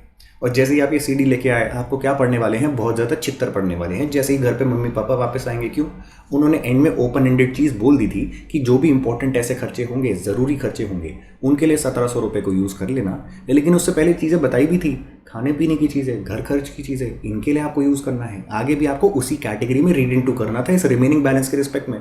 ये नहीं कि कुछ भी खर्चा कर लेना बोल दिया तो आप एक्चुअली कुछ भी खर्चा करने लगेंगे। कैटेगरी के रिस्पेक्ट में रीड इनटू करना था, एक्सेट्रा को आप जैसे ही बाहर जाएंगे फंसेंगे। घर पे छितर पड़ रहे हैं, प्रैक्टिकल लाइफ में क्या होगा, पेनल्टी लगेगी, इंटरेस्ट लगेगा, टैक्स आपको एक्स्ट्रा देना पड़ेगा। तो इन सब चीज़ों से बचने का तरीका क्या होता है, रूल्स ऑफ इंटरप्रिटेशन को कहीं ना कहीं दिमाग में रखिए, अच्छे से इंटरप्रेट करिए, दिक्कत नहीं आने वाली। नेक्स्ट प्रिंसिपल की बात करते हैं, नेक्स्ट रूल की बात करते हैं, प्रिंसिपल ऑफ नसाइटर असोसियस। अब I am not really sure कि मैं इसको ढंग से प्रोनाउंस कर रहा हूँ या नहीं कर रहा हूँ। ये सारे के सारे लैटिन वर्ड्स हैं जो कि लॉ में मल्टीपल जगहों पे अडॉप्ट करे गए हैं। तो प्रोनाउंसिएशन पे नहीं जाते, चीज़ पे जाते हैं कि इसका इफेक्ट क्या होने वाला है। प्रोनाउंसिएशन गलत हो सकती है, लेकिन इफेक्ट हमें ढंग से पता होगा जब इस चीज़ का एग्जाम्पल देखेंगे। Meaning of word ascertain with respect to words which are associated with it, that is surrounding word। काफ़ी बार ऐसा नहीं होता कि आपका दोस्त पूछता है कि यार मैं कुछ ना कुछ पढ़ रहा था, ये वर्ड आया, इसका मीनिंग मुझे समझ नहीं आ रहा, तो मीनिंग बताएगा। तो आप बोलते हो कौन सा वर्ड है बता, वो आपको वर्ड बताता है और आपको भी काफ़ी बार मीनिंग नहीं पता होता। तो आप क्या कहते हैं, पूरी पूरी लाइन पढ़ के बता, जहाँ पे वर्ड आ रहा था तो मुझे पूरी लाइन बताएगा, शायद मैं मीनिंग बता पाऊंगा। कैसे, मुझे कॉन्टेक्स्ट पता चल जाएगा किस कॉन्टेक्स्ट में इस वर्ड को यूज़ करा जा रहा है, और काफ़ी बार उससे मीनिंग पता चल जाता है। तो यही चीज़ क्या बोली जा रही है आपको, किसी भी वर्ड का लेटर से हो सकता है एक्ट में मीनिंग डिफाइंड ना हो और आपको खुद से अपने आप में उस वर्ड का मीनिंग नहीं पता चल रहा। तो जब भी उस वर्ड को इंटरप्रेट करना है, कैसे आप इंटरप्रेट करेंगे, सराउंडिंग वर्ड्स को देख के इंटरप्रेट करेंगे, यानी कि देखेंगे किस कॉन्टेक्स्ट में उस पर्टिकुलर वर्ड को यूज़ करा जा रहा था। और जब भी आप कॉन्टेक्स्ट देखने वाले हैं, आपको काफ़ी बार पता चल जाएगा उस वर्ड का मीनिंग क्या निकल के आएगा, even if the meaning is not defined in that particular section, in that particular rule। वही चीज़ किस प्रिंसिपल में, किस रूल में बताई गई है, प्रिंसिपल ऑफ नसाइटर असोसियस, जिसमें बोला क्या जाता है सराउंडिंग वर्ड्स को भी देखो किसी भी वर्ड की इंटरप्रिटेशन समझने के लिए। Next principle, principle of stare decisis, अरे जो भी लिखा है, प्रिंसिपल ऑफ स्टेयर डेसीसिस मान लेते हैं इसको, लैटिन वर्ड है अगेन, प्रोनाउंसिएशन मुझे बहुत अच्छे से नहीं आती, लेकिन मीनिंग पता है मुझे। द मीनिंग क्या है, view which is accepted, acted upon and operating for long, to not be easily departed from. मतलब सरकार ने क्या बोल दिया, और सरकार छोड़िए, कोर्ट्स ने क्या बोल रखा है इंटरप्रिटेशन करने के लिए, कि मान लीजिए किसी पर्टिकुलर सेक्शन के रिस्पेक्ट में आपने जो भी चीज़ बोली थी कि ये चीज़ होनी चाहिए, टैक्स डिपार्टमेंट भी उसी चीज़ को एक्सेप्ट करता आ रहा है, 15 साल हो गए, और असेसीज जो है मार्केट में वो भी उसी चीज़ को, उसी इंटरप्रिटेशन को एक्सेप्ट करते आ रहे हैं, यानी कि दोनों के हिसाब से ही सेम इंटरप्रिटेशन है किसी पर्टिकुलर सेक्शन की। और 15 साल बाद एकदम से कोई असेसी उठ के आता है कि मेरे हिसाब से तो कोई और इंटरप्रिटेशन होनी चाहिए थी, मैंने सेक्शन को दोबारा एनालाइज करा है, और दोबारा एनालाइज करने के बाद मेरे हिसाब से लिटरल इंटरप्रिटेशन कोई और निकल के आती है। या फिर असेसी नहीं आता, टैक्स डिपार्टमेंट निकल के आता है कि हमारे हिसाब से तो कोई और ही इंटरप्रिटेशन निकल के आती है। 15 साल से हम दोनों ही लोग, यानी कि असेसी और टैक्स डिपार्टमेंट, दोनों के दोनों क्या कर रहे थे, एक व्यू को एक्सेप्ट कर रहे थे, लेकिन एकदम से इतने टाइम से जो व्यू दोनों ने एक्सेप्ट करा था, दोनों से डिपार्ट करना चाह रहे हैं। कर सकते हैं अगर आप अपने ग्राउंड्स बता पाएँ कि इन रीज़न की वजह से जो अभी तक 15 साल से हम दोनों ही व्यू मानते आ रहे थे वो व्यू गलत था। आप अगर एक्सप्लेन कर पाते हैं, प्रैक्टिकल ग्राउंड्स दे पाते हैं, उस चीज़ को मान लिया जाएगा, एक्सेप्ट कर लिया जाएगा। कोई ये नहीं कह रहा कि मानने ही नहीं वाले, क्योंकि 15 साल से ये चीज़ चलती आ रही है, अब तो कस्टमरी बन गया है इस चीज़ की ऐसी इंटरप्रिटेशन करना, ऐसा नहीं बोला जा रहा। लेकिन बोला क्या जा रहा है, ईजिली डिपार्ट नहीं कर सकते। ऐसा नहीं हो सकता कि 15 साल से कोई चीज़ ऑलरेडी एक्सेप्ट होती आ रही है टैक्स डिपार्टमेंट के थ्रू भी, एसएससीज के थ्रू भी, ऑल ओवर इंडिया, एकदम से कोई एसएससी, कोई टैक्स डिपार्टमेंट का कोई ऑफिसर उठ के आ जाए और बोले मेरे हिसाब से दूसरी इंटरप्रिटेशन होनी चाहिए और ईजिली उस इंटरप्रिटेशन को चेंज कर दिया जाए। क्यों? उससे क्या हो जाएगा, सीधा जैसे आप इंटरप्रिटेशन चेंज कर देते हैं, 15 साल से जितना भी काम होता आ रहा है सब कुछ इनवैलिडेट हो जाएगा, सब में आपको चेंजेस करने पड़ जाएंगे। तो सरकार क्या कह रही है और इनफैक्ट कोर्ट्स क्या कह रहे हैं, कोर्ट्स आपको कह रहे हैं कि कर देंगे चेंज, कोई दिक्कत नहीं है, लेकिन ईजिली नहीं कर सकते, ईजिली डिपार्ट नहीं कर सकते उस व्यू से, उस इंटरप्रिटेशन से जो कि एक्सेप्ट भी कर ली गई थी किसी पर्टिकुलर लॉ की और एक्टेड अपॉन भी थी। मतलब एसएससीज उसी को फॉलो कर रहे थे, इनकम टैक्स डिपार्टमेंट भी उस व्यू को एक्सेप्ट कर रही थी, एक्टेड अपॉन भी था और ऑपरेट भी कर रहा था फॉर लॉन्ग, काफ़ी टाइम से ऑपरेट भी कर रहा है। उससे आप डिपार्ट कर सकते हैं अगर ग्राउंड दे दें, लेकिन ईजिली डिपार्ट नहीं कर सकते। ये कहाँ पे लिखा है? प्रिंसिपल ऑफ स्टेयर, जो भी इस वर्ड को आप जिस भी तरीके से पढ़ना चाहते हैं पढ़ सकते हैं। ठीक है जी। So these are all the rules जो भी आपको पता होने चाहिए किसी भी लॉ को इंटरप्रेट करने से पहले। अगर आपको ये रूल्स पता होंगे, आप कभी भी इस चीज़ पे एडमेंट नहीं होंगे कि लॉ के अंदर तो भाई साहब क्या लिखा है, लाइक लिखा है, बीइंग नहीं लिखा, तो मतलब बीइंग लिखा है, लाइक नहीं लिखा। तो इस केस में मैं क्या करूँगा, ज्वेलरी या फिर कार, अगर वो सरकार ने सीज करने की बात करी उनकी वैल्यू तो बता दूंगा, लेकिन सरकार बाकी आर्टिकल्स के रिस्पेक्ट में मुझसे कभी भी कुछ नहीं पूछ सकती। तो अनाप शनाप खर्चे करता हूँ, बाकी सारी एसेट्स पे पैसा खर्चा करता हूँ, अपनी ब्लैक मनी की इनकम को खर्च करता हूँ, सरकार कभी भी पकड़ नहीं पाएगी। ऐसा नहीं होने वाला। आपको इंटेंशन समझनी है वो सेक्शन क्यों लाया गया था, क्योंकि अगर इंटेंशन कुछ और थी तो उस पर्टिकुलर सेक्शन की इंटरप्रिटेशन भी चेंज करी जा सकती है और इंटरप्रिटेशन चेंज करके आप बिल्कुल फंस जाएंगे। उस चीज़ को हमेशा अपने दिमाग में रखिएगा और उसी हिसाब से टैक्स प्लानिंग करिएगा। So this is what we get after we understand rules of interpretation. ये हर एक्ट के अंदर लग जाएंगे, वही चीज़ मैं रिपीट कर रहा हूँ, this is not just for income tax law. दूसरी बात करते हैं which is strictly restricted to income tax act, interpretation of different provisions of income tax act. अगर आप इनकम टैक्स एक्ट के डिफरेंट प्रोविजंस को डिफरेंट जेनेरिक कैटेगरीज में डालेंगे, जैसे कि चार्जिंग प्रोविजंस, पेनल्टी प्रोविजंस वगैरह वगैरह, तो उसमें एक चीज़ उठ के आती है कि इसको लिटरली इंटरप्रेट करना है स्ट्रिक्टली, कि इस तरीके से जो चीज़ सेक्शन में लिखी है उसको उसी तरीके से इंटरप्रेट करो, आगे पीछे कुछ भी ऐड या सब्ट्रैक्ट करने की जरूरत नहीं है। या फिर थोड़ा लिबरली इंटरप्रेट कर सकते हैं, जैसे कि मैंने पहले आपको एग्जांपल क्या दिया था, एक एम्प्लॉय को बोला गया था कि साल के दौरान अगर आपको 5,000 तक के गिफ्ट मिल गए हैं तो उस केस में 5,000 तक के जो आपको गिफ्ट्स मिले हैं वो सारे के सारे आपके एग्जाम्प्ट हो जाएंगे, लेकिन उससे ज़्यादा के मिले हैं तो पूरा का पूरा अमाउंट टैक्सेबल बन जाता है। ये कहाँ से निकल के आता है? रूल 3 की अगर हम इंटरप्रिटेशन करते हैं of the income tax rules, हमारा ये पॉइंट निकल के आ जाता है। तो लिटरल इंटरप्रिटेशन के हिसाब से क्या होगा, 5,000 का गिफ्ट मिला है कोई टैक्स नहीं लगेगा, लेकिन पूरे साल में 6,000 के गिफ्ट मिल गए तो सिर्फ एक्स्ट्रा 1,000 पे टैक्स लगेगा, नहीं पूरे 6,000 पे टैक्स लग जाएगा। This is what the literal interpretation is. And इसी केस में इसी पर्टिकुलर रूल की लिबरल इंटरप्रिटेशन क्या होगी? लिबरल इंटरप्रिटेशन होगी कि 5,000 तक का गिफ्ट मिला है तो टोटली एग्जाम, कोई भी टैक्स नहीं देना, इनकम का कुछ भी आपका पार्ट नहीं बनने वाला। एम्प्लॉयर से बिंदास गिफ्ट्स लेते रहिए, 5,000 तक की वैल्यू की होनी चाहिए। लेकिन अगर 6,000 के मिल गए तो भाई साहब जितना 5,000 के ऊपर मिला है सिर्फ उतना ही पोर्शन टैक्स होगा, वो ही आपकी इनकम का पार्ट बनेगा। यानी कि 6,000 के गिफ्ट भी मिल गए तो सिर्फ 1,000 रुपये आपकी इनकम में ऐड होकर टैक्स हो जाएंगे, 5,000 अभी भी एग्जेम्प्ट रहेंगे। ऐसा एक्ट नहीं बोलता, लेकिन लिबरल इंटरप्रिटेशन अगर हम लेने लग गए तो उस केस में ये चीज़ करी जा सकती है, कोर्ट्स भी इस चीज़ को अलाउ कर सकते हैं, डिपार्टमेंट को भी अलाउ करना पड़ेगा। अब इनकम टैक्स एक्ट के अंदर स्ट्रिक्ट इंटरप्रिटेशन कौन सी जगहों पे करनी चाहिए आपको, कि मतलब इनमें कुछ भी आगे नहीं बढ़ सकते, कुछ भी पीछे नहीं बढ़ सकते, जो बोला गया है वही मानना है। और कौन सी जगहों पे आप लिबरल इंटरप्रिटेशन कर सकते हैं, यानी कि थोड़ा बहुत आगे पीछे कर सकते हैं, लिबरल इंटरप्रिटेशन ले सकते हैं, उसकी बात करते हैं। तो अगर आप चार्जिंग प्रोविजंस की बात करेंगे, यानी कि जिन पर्टिकुलर चीज़ों से कोई भी चार्ज निकल के आता है, इनकम टैक्स एक्ट में किस चीज़ का चार्ज होता है? इनकम टैक्स का चार्ज होता है। यानी कि इनकम, उस पर जो टैक्स लगना है, वो जो भी सेक्शन बोल रहा है कि इस इनकम पे टैक्स लग जाएगा, उस सेक्शन को क्या बोला जाता है? Charging section. ऐसे अगर आप जीएसटी एक्ट की बात करेंगे तो उसमें चार्जिंग सेक्शन क्या होगा? वो सेक्शन जो बताता है कि इस पर्टिकुलर सेक्शन में उन्होंने बोल दिया कि कोई भी सप्लाई अगर हो रहा होगा किसी भी गुड्स का, किसी भी सर्विसेज का, तो आपको GST, goods and services tax देना पड़ेगा। तो वो क्या है? उस एक्ट का चार्जिंग सेक्शन है। हर एक्ट का जो भी किसी भी टाइप का टैक्स लगाता है, एक ना एक सेक्शन होता है जिसको चार्जिंग सेक्शन बोला जाता है, और मल्टीपल सेक्शंस भी हो सकते हैं, just like income tax act. आगे जाके मैं आपको बताने वाला हूँ हर हेड के रिस्पेक्ट में और एक इन जनरल कौन सा चार्जिंग सेक्शन है। अगर आपको वैसे ही जानना है तो section number 4 of the income tax act 1961, वो क्या निकल के आता है? Charging section of the whole act. अगर ये सिंगल सेक्शन नहीं होता, बाकी 297 सेक्शंस आपके होते भी एक्ट के अंदर, कोई फर्क नहीं पड़ता कि इस इंसान को इनकम टैक्स देने की जरूरत नहीं पड़ती। इतना ज़्यादा इंपॉर्टेंट निकल के आ जाता है चार्जिंग सेक्शन। तो चार्जिंग प्रोविजंस के बारे में क्या बोला जा रहा है? ये जो प्रोविजंस हैं आपको स्ट्रिक्टली इंटरप्रेट करने हैं, लिबरली इंटरप्रेट नहीं कर सकते। मतलब जो भी एक्ट में लिखा है उसी तरीके से इंटरप्रेट करो, आगे पीछे नहीं जा सकते। पीनल प्रोविजंस, मतलब वो provisions in the income tax law जो भी किसी भी इंसान पे किसी भी काम की वजह से, किसी भी कारणवश किसी भी इंसान पे पेनल्टी लगा रहे हैं, इनको भी आपको कैसे इंटरप्रेट करना है? स्ट्रिक्टली इंटरप्रेट करना है, लिबरली इंटरप्रेट नहीं कर सकते। एंड फाइनली डीमिंग प्रोविजंस, इनको भी आपको स्ट्रिक्टली ही इंटरप्रेट करना होता है। डीमिंग प्रोविजंस क्या होते हैं कि नॉर्मल सेंस में तो इस चीज़ को हम ऐसा नहीं मानते, लेकिन सरकार क्या कह रही है, हम नॉर्मल सेंस की बात ही नहीं कर रहे, लॉजिक की बात ही नहीं कर रहे, इस चीज़ को हम डीम कर लेंगे, यानी कि मान लेंगे कि ये चीज़ ऐसी हो रही है। फॉर एग्जाम्पल, लेटेस्ट से इंडिया का यही पार्ट है, हमें पता है पूरा का पूरा इंडिया का पार्ट है। लेटेस्ट से सरकार क्या कहती है, ये जो छोटा सा पार्ट है, इस जोन को हम क्या कर लेंगे, हम मान लेंगे ये इंडिया का पार्ट नहीं है। मतलब नॉर्मली हर इंसान को पता है कि ये जो इंडिया के बॉर्डर्स हैं, इसके अंदर जितना भी एरिया आ जाता है, जितना भी लैंड मास आ जाता है, सारा का सारा इंडिया की टेरिटरी का पार्ट है। लेकिन सरकार क्या कह देती है, इस जोन को हम मान रहे हैं, डीम कर रहे हैं कि इंडिया का पार्ट नहीं होगा। जिससे होगा क्या, इस जोन के विदिन जो भी लोग जितनी भी इनकम कमा रहे होंगे, उनको उस पर इनकम टैक्स नहीं देना पड़ेगा, जीएसटी चार्ज नहीं आने वाला, वगैरह वगैरह, मल्टीपल इंसेंटिव्स होंगे। तो ये छोटा सा सरकार जोन बना देती है इंडिया में, किस चीज़ के लिए, बिजनेसेस को प्रमोट करने के लिए। यहाँ पे उन्हीं बिजनेसेस को डाला जाएगा जो कि ह्यूजली प्रॉफिटेबल बिजनेस है हमारी इकोनॉमी के लिए, वहाँ पे इनकम कमाएंगे, इनकम पे भी टैक्स नहीं देंगे। उसके बाद चीज़ें एक्सपोर्ट करेंगे इंडिया से, इनके जितनी भी चीज़ें इनको लेनी होंगी, आगे भेजनी होंगी, उस पर कोई भी टैक्स इंप्लीकेशंस नहीं आएंगी। तो ये चीज़ आप जीएसटी में ज़्यादा पढ़ेंगे। स्पेशल इकोनॉमिक जोन का एक फंडा होता है, इनकम टैक्स एक्ट में भी आपको पढ़ाया जाएगा आने वाले सेशंस में। सेक्शन 10 के अंदर भी इसको डील करा जाता है, सेक्शन 10AA के अंदर।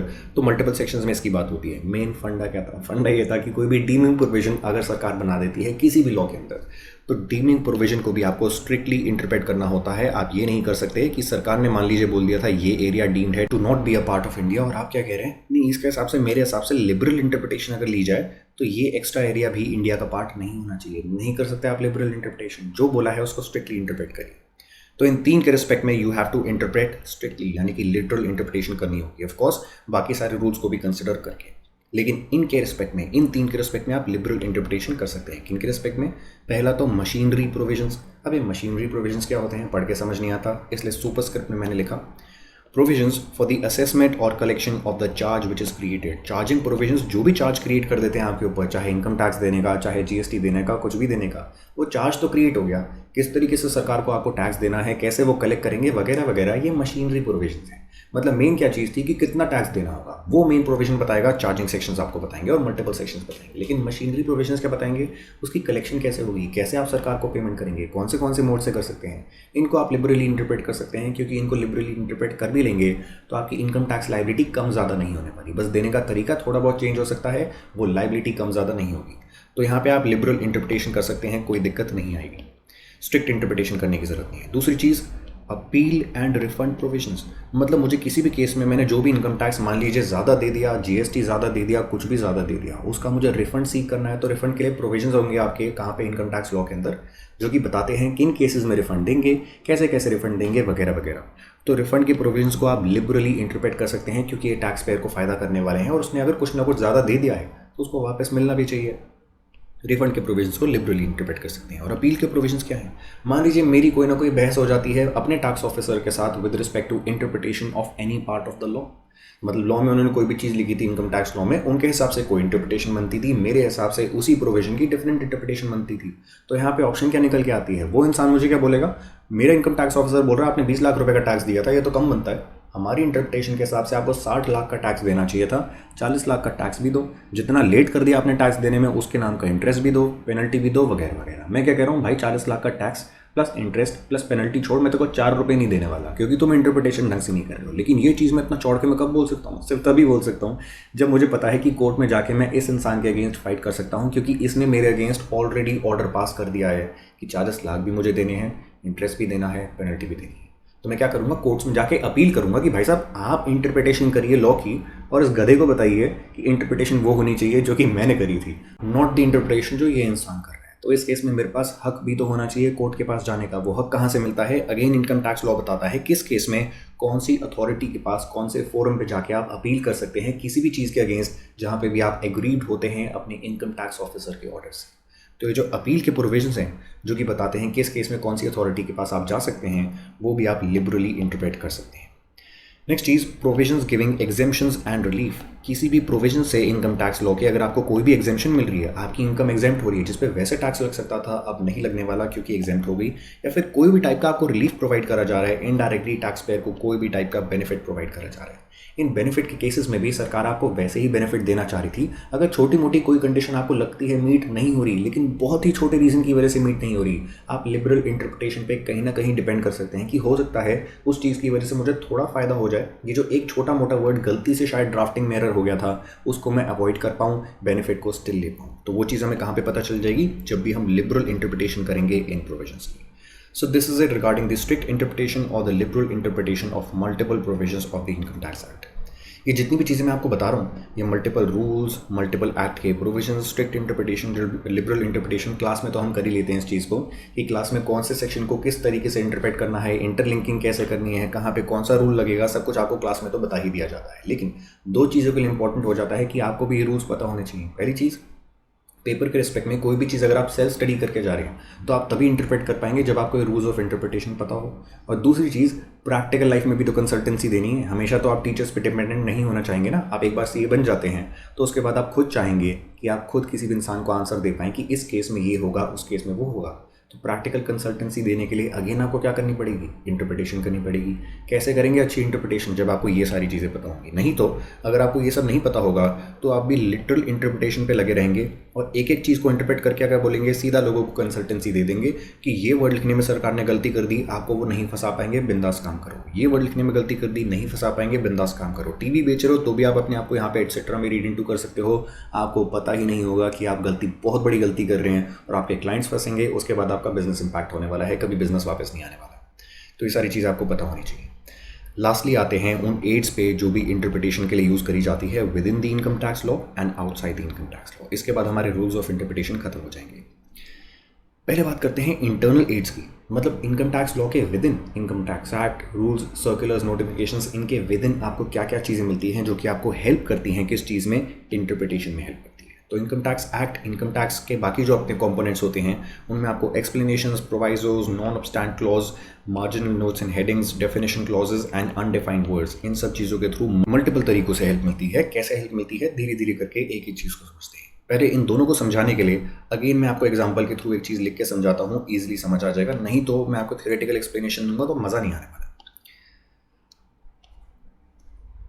चलिए प्रोविजन लिखता हूँ मैं एक छोटा सा।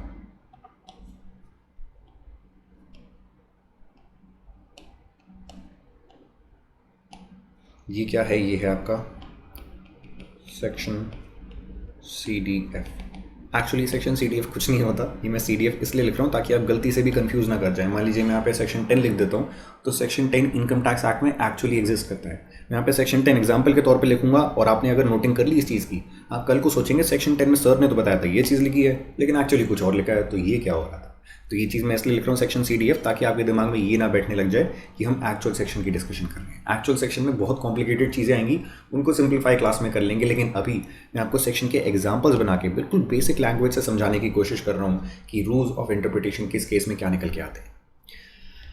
तो देखिए सेक्शन CDF जो कि हमारा हाइपोथेटिकल बनाया गया सेक्शन है, वो क्या बोलता है, any income from a business shall be taxed at a flat rate of 30%। ठीक है जी, ये चीज़ हमने पहले भी पढ़ी थी, इसमें थोड़े चेंजेस करता हूँ। Within the same section मैं कुछ और चीज़ें ऐड कर रहा हूँ। Provided that income from sale of food articles like wheat, bran, etc. shall be taxed at 10%. Explanation.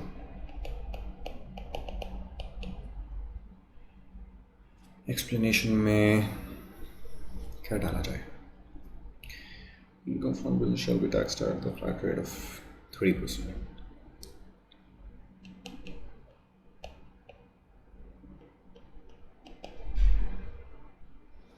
Of income shall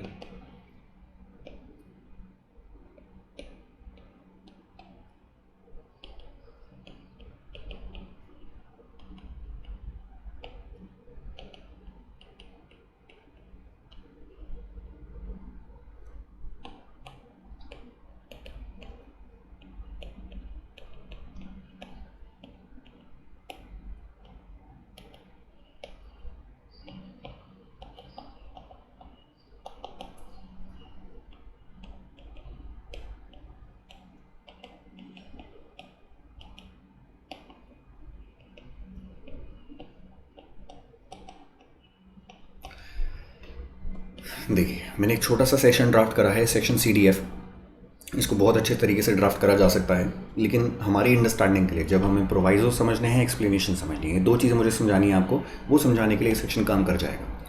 तो ये एक ही सेक्शन चल रहा है। ये जो तीनों चीज़ें लिखी हैं with in the same section लिखी है। पहले क्या मैंने आपको बताया था, मैंने आपको दो सेक्शन बताए थे। सेक्शन XYZ में 30% रेट वाली चीज़ लिखी थी और सेक्शन ABC के अंदर 10% वाली चीज़ लिखी थी। दोनों सेक्शन एक ही चीज़ को कवर कर रहे थे to the extent of this particular business, यानी कि ये बिजनेस इस सेक्शन में भी कवर हो रहा था, इसमें भी कवर हो रहा था। तो हमने क्या बोला, रूल ऑफ हार्मोनियस कंस्ट्रक्शन लगाओ। और रूल ऑफ हार्मोनियस कंस्ट्रक्शन आप जैसे ही लगाओगे, होगा क्या, इस बिजनेस के रिस्पेक्ट में 10% का रेट निकल के आ जाएगा और बाकी सारे बिजनेसेस के रिस्पेक्ट में 30% का रेट आएगा। यानी कि ये जो ओवरलैपिंग हो रही थी with respect to this business, overlapping को हमने इस पर्टिकुलर सेक्शन से बाहर निकाल दिया ताकि इस सेक्शन का इफेक्ट दिया जा सके, इसका भी कोई ना कोई मतलब हो।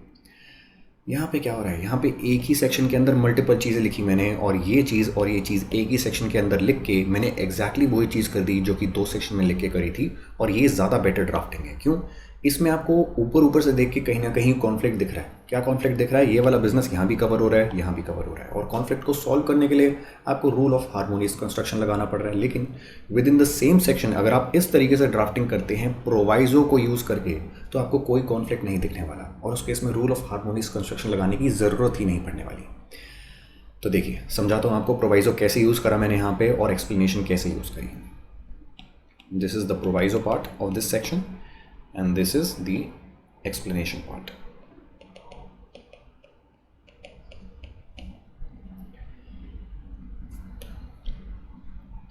देखिए, सबसे पहले मैंने क्या बोला, किसी भी बिजनेस से आने वाली कोई भी इनकम वो किस रेट पे टैक्स हो जाएगी, फ्लैट रेट ऑफ 30%। जिसमें कौन सा बिजनेस है, कोई भी बिजनेस, कौन सी इनकम, बिजनेस की कोई भी इनकम, सब की सब 30% के रेट पे टैक्स हो जाएगी। Provided that income from the sale of food articles like wheat, brand वगैरह वगैरह shall be taxed at 10%। Proviso का काम क्या होता है? सबसे पहली चीज़, कोई भी जिसको प्रोवाइजो बोला जाता है, प्रोवाइजो स्टार्ट कैसे होता है, प्रोवाइडेड से ही स्टार्ट होता है हमेशा। आप किसी भी लॉ के अंदर देखिए, not just income tax act, किसी भी लॉ के अंदर कोई भी प्रोवाइजो होगा वो स्टार्ट कैसे होगा, प्रोवाइडेड वर्ड से स्टार्ट होता है। तो इसको क्या बोला जाएगा, first proviso to section CDF। मान लो मुझे एक और प्रोवाइजो बनाना था, तो मैं कैसे स्टार्ट करूंगा, प्रोवाइडेड फर्दर दैट। पहले प्रोवाइजो में क्या लिखा था, provided that this. Next proviso कैसे स्टार्ट करूंगा, प्रोवाइडेड फर्दर दैट दिस। जो भी मैटर डालना था, एक और प्रोवाइजो डालना है, अगेन स्टार्ट कर सकता हूँ, प्रोवाइडेड फर्दर दैट दिस। तो ऐसे करके कर सकता हूँ, जिसमें इसको क्या बोला जाएगा, second proviso to section CDF, इसको बोला जाएगा third proviso to section CDF, so on and so forth. आप कितने भी प्रोवाइजोस बना सकते हैं। ये समझते हैं प्रोवाइजो का काम क्या होता है। इसका काम होता है एक्सेप्शन बनाना। किस चीज़ की एक्सेप्शन बनाना, सेक्शन में जो मेन चीज़ लिखी गई थी उसकी कोई भी एक्सेप्शन बनाना। सेक्शन में मेन चीज़ क्या लिखी गई थी, किसी भी बिजनेस की कोई भी इनकम 30% के रेट पे टैक्स हो गई। हमने प्रोवाइजो डाल के एक्सेप्शन क्या बना दी कि भाई सब सारी इनकम्स की, सारे बिजनेसेस की सारी इनकम्स 30% के रेट पे टैक्स नहीं होगी। ये जो बिजनेसेस हैं, जो भी फूड आर्टिकल्स को बेचने के बिजनेस में इंगेज्ड हैं, जो भी लोग, उनकी इनकम्स जो भी आती हैं वो 10% के रेट पे टैक्स होगी। क्या मैंने एक्सेप्शन बना दी? बिल्कुल। ऊपर जनरल रूल था जो कि सारे बिजनेसेस को कवर कर सकता था, और सारे बिजनेसेस को कवर कर भी रहा था, 30% के रेट पे टैक्स करवा रहा था। लेकिन मैंने क्या बोला, भाई साहब ये सर्कल बाहर कर देना, इस सर्कल में जो भी बिजनेसेस आ रहे हैं वो 10% के रेट पे टैक्स होंगे। As a result of which मैंने ऊपर लिखी गई चीज़ की कोई ना कोई एक्सेप्शन बना दी। कैसे बनाई जाती है, प्रोवाइजो को यूज़ करके। और प्रोवाइजो की वर्डिंग कैसे पता चलती है, हमेशा प्रोवाइडेड से स्टार्ट होगा। तो एक्ट जब भी मैं आपको आने वाली क्लासेस में पढ़ाऊंगा, मल्टीपल जगहों पे आपको बताऊंगा प्रोवाइजो टू दिस सेक्शन, उसने ये चीज़ बोली जिसकी वजह से ये इफेक्ट निकल के आता है। तो आपको क्या समझ जाना है, एक्ट के जो मेन सेक्शन था या फिर रूल का जो मेन रूल था, उसने कोई ना कोई चीज़ बोली होगी जिसकी एक्सेप्शन बनाई होगी प्रोवाइजो ने, जो एक्सेप्शन हम पढ़ रहे हैं। तो ये तो करा काम प्रोवाइजो ने। उसके बाद एक्सप्लेनेशन का कैसे यूज़ होता है। एक्सप्लेनेशन इस चीज़ के लिए होती है कि हमने प्रोवाइजो में कोई चीज़ें लिखी हैं, हमने मेन सेक्शन के अंदर कोई ना कोई चीज़ लिखी है, मेन लॉ में कोई ना कोई चीज़ लिखी है, हमने ऑलरेडी जो चीज़ इंटेंट करना चाह रहे थे उसको प्रोवाइड कर दिया है। यहाँ पे कोई ड्राफ्टिंग एरर नहीं है, लेकिन हो सकता है आपकी इंटरप्रिटेशन में कहीं ना कहीं कमी आ सकती है, आप गलत तरीके से इंटरप्रेट कर सकते हैं। तो उस चीज़ को क्लैरिफाई करने के लिए हम बस एक्सप्लेनेशन डाल रहे हैं। मतलब यहाँ पे कोई नई चीज़ नहीं बता रहे। प्रोवाइजो में तो हमने नई चीज़ बताई है, ऐसा कुछ नहीं पता चल रहा था इसको पढ़ के। प्रोवाइजो में नई चीज़ बताई जो कि एक्सेप्शन क्रिएट कर रही थी, किसकी, मेन सेक्शन की।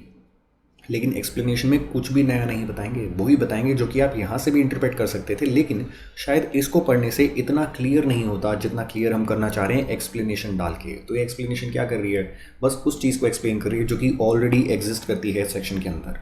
तो मैंने यहाँ पे क्या करा, कोई भी इंसान जो भी कोई भी बिजनेस कर रहा है उससे आने वाली इनकम उसको पता है 30% के रेट पे टैक्स होगी। अगर ये वाला बिजनेस हुआ 10% के रेट पे टैक्स होगी। लेकिन दिमाग में क्वेश्चन क्या उठ के आया, मेरा जो एंटरप्राइज था उसमें मैं टीवीज़ बेच रहा था, इलेक्ट्रॉनिक्स का मल्टीपल आइटम्स बेच रहा था। तो जब भी टीवी बेचूंगा कोई भी इनकम आएगी, मुझे पता है 30% के रेट पे टैक्स होगी। फ़ोन बेचूंगा इनकम आएगी 30% के रेट पे टैक्स होगी। लेकिन एक दिन हुआ क्या, मेरे शोरूम में जो सोफ़ा लगा था, जो भी फर्नीचर लगा था, जो भी मेरा लैपटॉप लगा था जिसको मैं खुद यूज़ करता था, मेरी इन्वेंट्री की बात नहीं कर रहा, तो ये सारी की सारी चीज़ें जो भी मेरे प्रेमाइसेस पे लगी थी, मेरे शोरूम में लगी थी, उनको मैंने किसी दिन पे बेचा।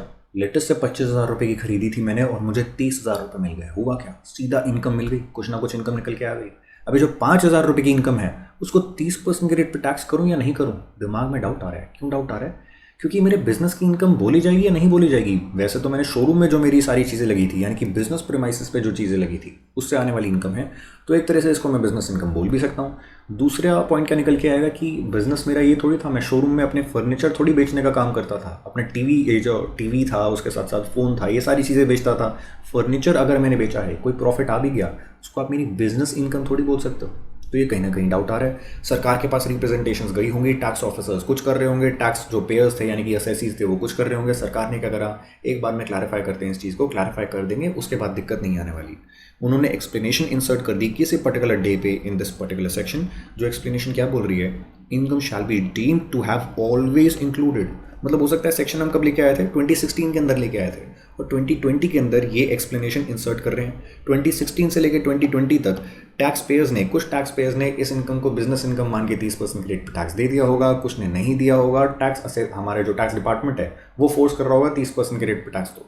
तो इन 4 सालों के दौरान कुछ ना कुछ हुआ होगा मार्केट में, किसी एसएससी ने कुछ करा होगा, किसी ने कुछ करा होगा, केस टू केस बेसिस पे कुछ ना कुछ चीज़ हुई होगी। 2020 में सरकार एक्सप्लेनेशन ऐड कर रही है, और कैसे, रेट्रोस्पेक्टिव इफेक्ट से, कैसे, always deem to have included बोल के, it shall be deem to have always included. मतलब हमेशा से, जब से ये सेक्शन था तब से हम मान के चलेंगे कि ये जो इनकम वर्ड का यूज़ हुआ है ना, ये इनकम या फिर ये income, this word shall be deemed, मान लिया जाएगा, to have always included any profits which are derive from doing activities which are incidental to business. Incidental to business activity है मेरी ये, कौन सी एक्टिविटी, सोफे को बेचना या फिर किसी भी फर्नीचर को बेचना, जो कि मेरे बिजनेस प्रीमाइसेस का पार्ट था। मेरी मेन एक्टिविटी नहीं थी बिजनेस की, ये तो मुझे पता है, क्योंकि मेन बिजनेस क्या था, फ़ोन बेचना, टीवी बेचना या फिर कोई भी ऐसी चीज़ बेचना। लेकिन फर्नीचर बेचना भी ये मेन बिजनेस का पार्ट नहीं था, लेकिन बिजनेस की इंसिडेंटल एक्टिविटी थी। बिजनेस को करने के लिए ही सोफे को बेचा गया है, नए सोफे को खरीदा जाएगा, वो भी बिजनेस का पार्ट ही है। मैं कोई घर के सोफे नहीं बेच रहा। तो ये इंसिडेंटल इनकम जो निकल के आती है, अभी तक इंटरप्रिटेशन से क्लियरली पता नहीं चल रहा था कि उसको 30% के रेट पर टैक्स करा जाएगा या नहीं करा जाएगा, एम्बिगुअस था। लेकिन जब सरकार ने जैसे ही एक्सप्लेनेशन ऐड कर दी, अब जब भी मैं सेक्शन को इंटरप्रेट करना चाहूँगा to be able to understand कि ये वाली इनकम जो थी, सोफे को बेचने से जो भी इनकम आ रही थी, फर्नीचर को बेचने से जो भी इनकम आ रही थी, वो टैक्स होगी या नहीं होगी 30% के रेट पे, तो मैं एक्सप्लेनेशंस को यूटिलाइज कर सकता हूँ। इससे भी मुझे हेल्प मिलने वाली है किसमें, इस सेक्शन को इंटरप्रेट करने में। तो किसी भी सेक्शन को इंटरप्रेट करने में आपको 2 चीज़ें बहुत हेल्प कर सकती हैं, उस सेक्शन के प्रोवाइजोज एंड उस सेक्शन की एक्सप्लेनेशंस। और ये दोनों की दोनों चीज़ें कहाँ पे हैं, विद इन द लॉ है। यानी कि जिस भी एक्ट को मैं इंटरप्रेट करना चाह रहा हूँ, रूल को इंटरप्रेट करना चाह रहा हूँ, within the law itself मुझे ये दोनों की दोनों चीज़ें मिल जाती हैं, प्रोवाइजोज भी और एक्सप्लेनेशन भी, जिसकी वजह से ही इनको क्या बोला जा रहा है, internal aids to construction of any particular law. इसीलिए इंटरनल एड्स बोला जा रहा है। क्यों? विद इन द लॉ आपको मिल जाती हैं। तो एक्सप्लेनेशंस मैंने आपको समझाई कैसे पता चलती है और किस तरीके से इंटरप्रेट करते हैं, प्रोवाइजोज कैसे पता चलती हैं, किस चीज़ के लिए यूज़ करते हैं और कैसे इसको इंटरप्रेट करा जाता है। बात करते हैं नॉन ऑब्स्टैंट क्लॉज की। ये क्या करता है? अब इसको नॉन ऑब्स्टैंट बोलते हैं, ऑब्स्टैंटे बोलते हैं, I am not really sure, again बाहर की लैंग्वेजेस आ जाती हैं। लेकिन ये क्लॉज करता क्या है वो मैं आपको बता सकता हूँ। यहाँ पे आप इनफैक्ट इस चीज़ को लिख लीजिए।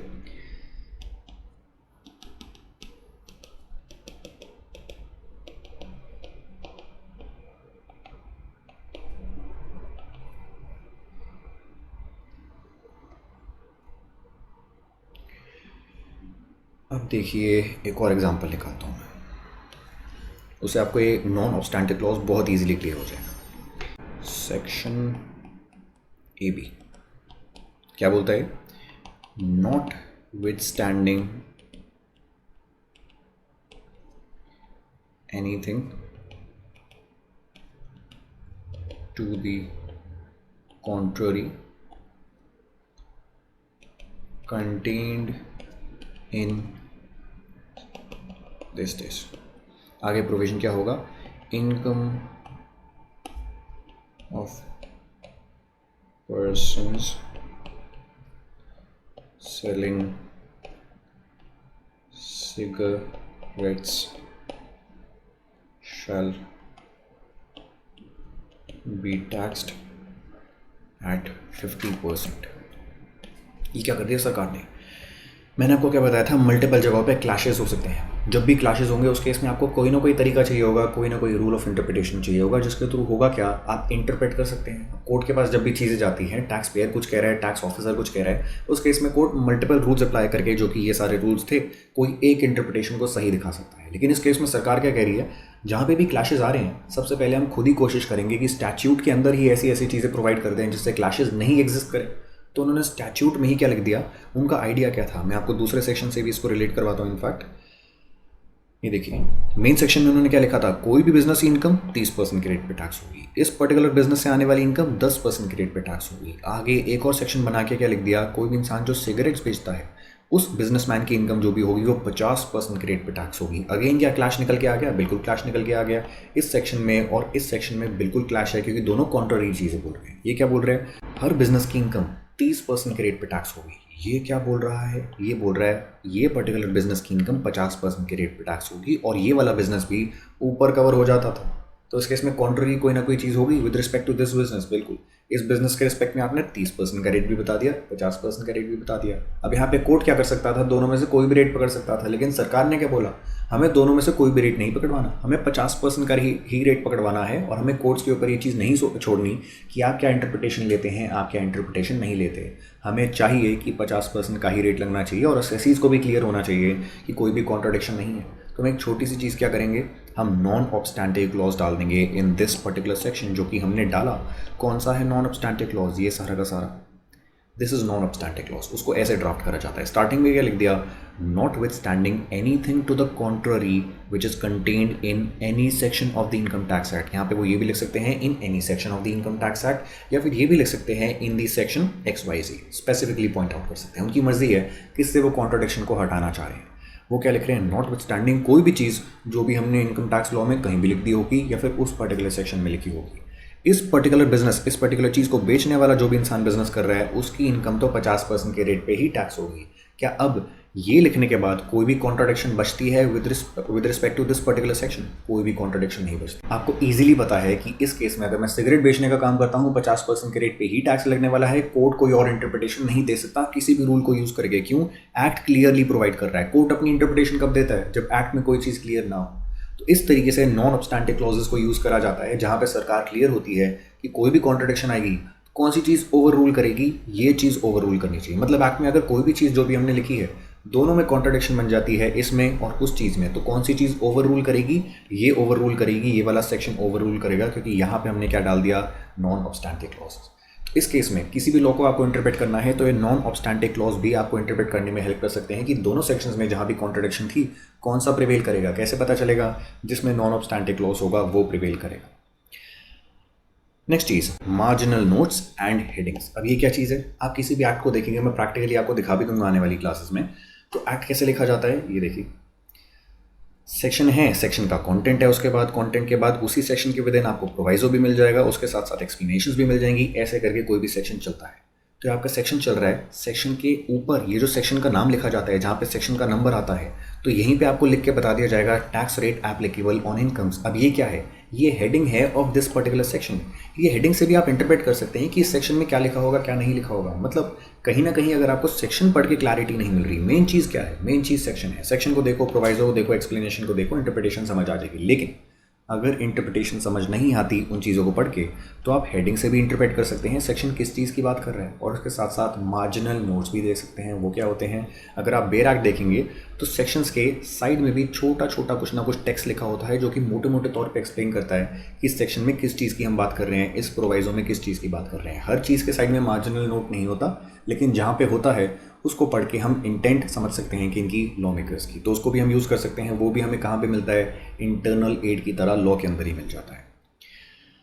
नेक्स्ट चीज़ आपकी क्या है? हेडिंग्स। हेडिंग्स भी हमारी हो गई, मार्जिनल नोट्स भी हो गए। नेक्स्ट चीज़ हमारी है डेफिनेशन क्लॉजेस। अब ये क्या है? कोई भी वर्ड जो भी पूरे एक्ट में, पूरे लॉ में कहीं भी यूटिलाइज्ड है, अगर सरकार लिख के उसकी डेफिनेशन आपको बता रही है कि हमारे हिसाब से इस पर्टिकुलर वर्ड की आपको ये डेफिनेशन इंटरप्रेट करनी है और इसी तरीके से इस वर्ड को समझना है, तो आप खुद से ये नहीं कर सकते कि डिक्शनरी में तो इस वर्ड का ये मीनिंग निकलता है, उसको मैं उस तरीके से इंटरप्रेट करता हूँ। जब सरकार खुद से कोई क्लॉज बना के, कोई सेक्शन बना के किसी वर्ड की डेफिनेशन दे रही है, तो आपको उस वर्ड को उसी तरीके से इंटरप्रेट करना होगा, उसी तरीके से रीड करना होगा। फॉर एग्जाम्पल, अगर सरकार ने बोल दिया इंडिया में रहने वाला कोई भी इंसान, जो भी इंसान इंडिया में रहता है, उसको इनकम टैक्स देना ही होगा अपनी इनकम पे, तो इंडिया आप क्या कहोगे? नॉर्मली मुझे पता है इंडिया का क्या लैंड मास होता है और इंडिया की टेरिटरी में क्या क्या चीज़ें आती हैं, लेकिन सरकार ने अगर लिख के डिफाइन कर दिया इनकम टैक्स एक्ट में, जो कि उन्होंने कर रखा है कि इंडिया का मतलब ये होगा, तो आपको वो सारी चीज़ें पढ़नी पड़ेंगी। और अगर उन्होंने बोल दिया कि यूएस भी इंडिया का पार्ट माना जाएगा, तो यूएस में बैठा जो इंसान है उसको भी इस पर्टिकुलर इनकम पे, जो भी उसने यूएस में बैठे हुए कमाई है, उस इनकम पे टैक्स देना पड़ेगा। सुन के अजीब लगता है क्योंकि प्रैक्टिकली ऐसा नहीं करा जा सकता। आप यूएस की टेरिटरी पे कोई भी ऐसी चीज़ नहीं अप्लाई कर सकते, लेकिन मेरी इंटेंशन क्या आपको ये बताने की कि सरकार ने जो भी चीज़ डिफाइन कर दी, आपको उसी तरीके से इंटरप्रेट करना पड़ेगा, इररिस्पेक्टिव ऑफ द फैक्ट कि वो आपको लॉजिकल लगती है या फिर नहीं लगती।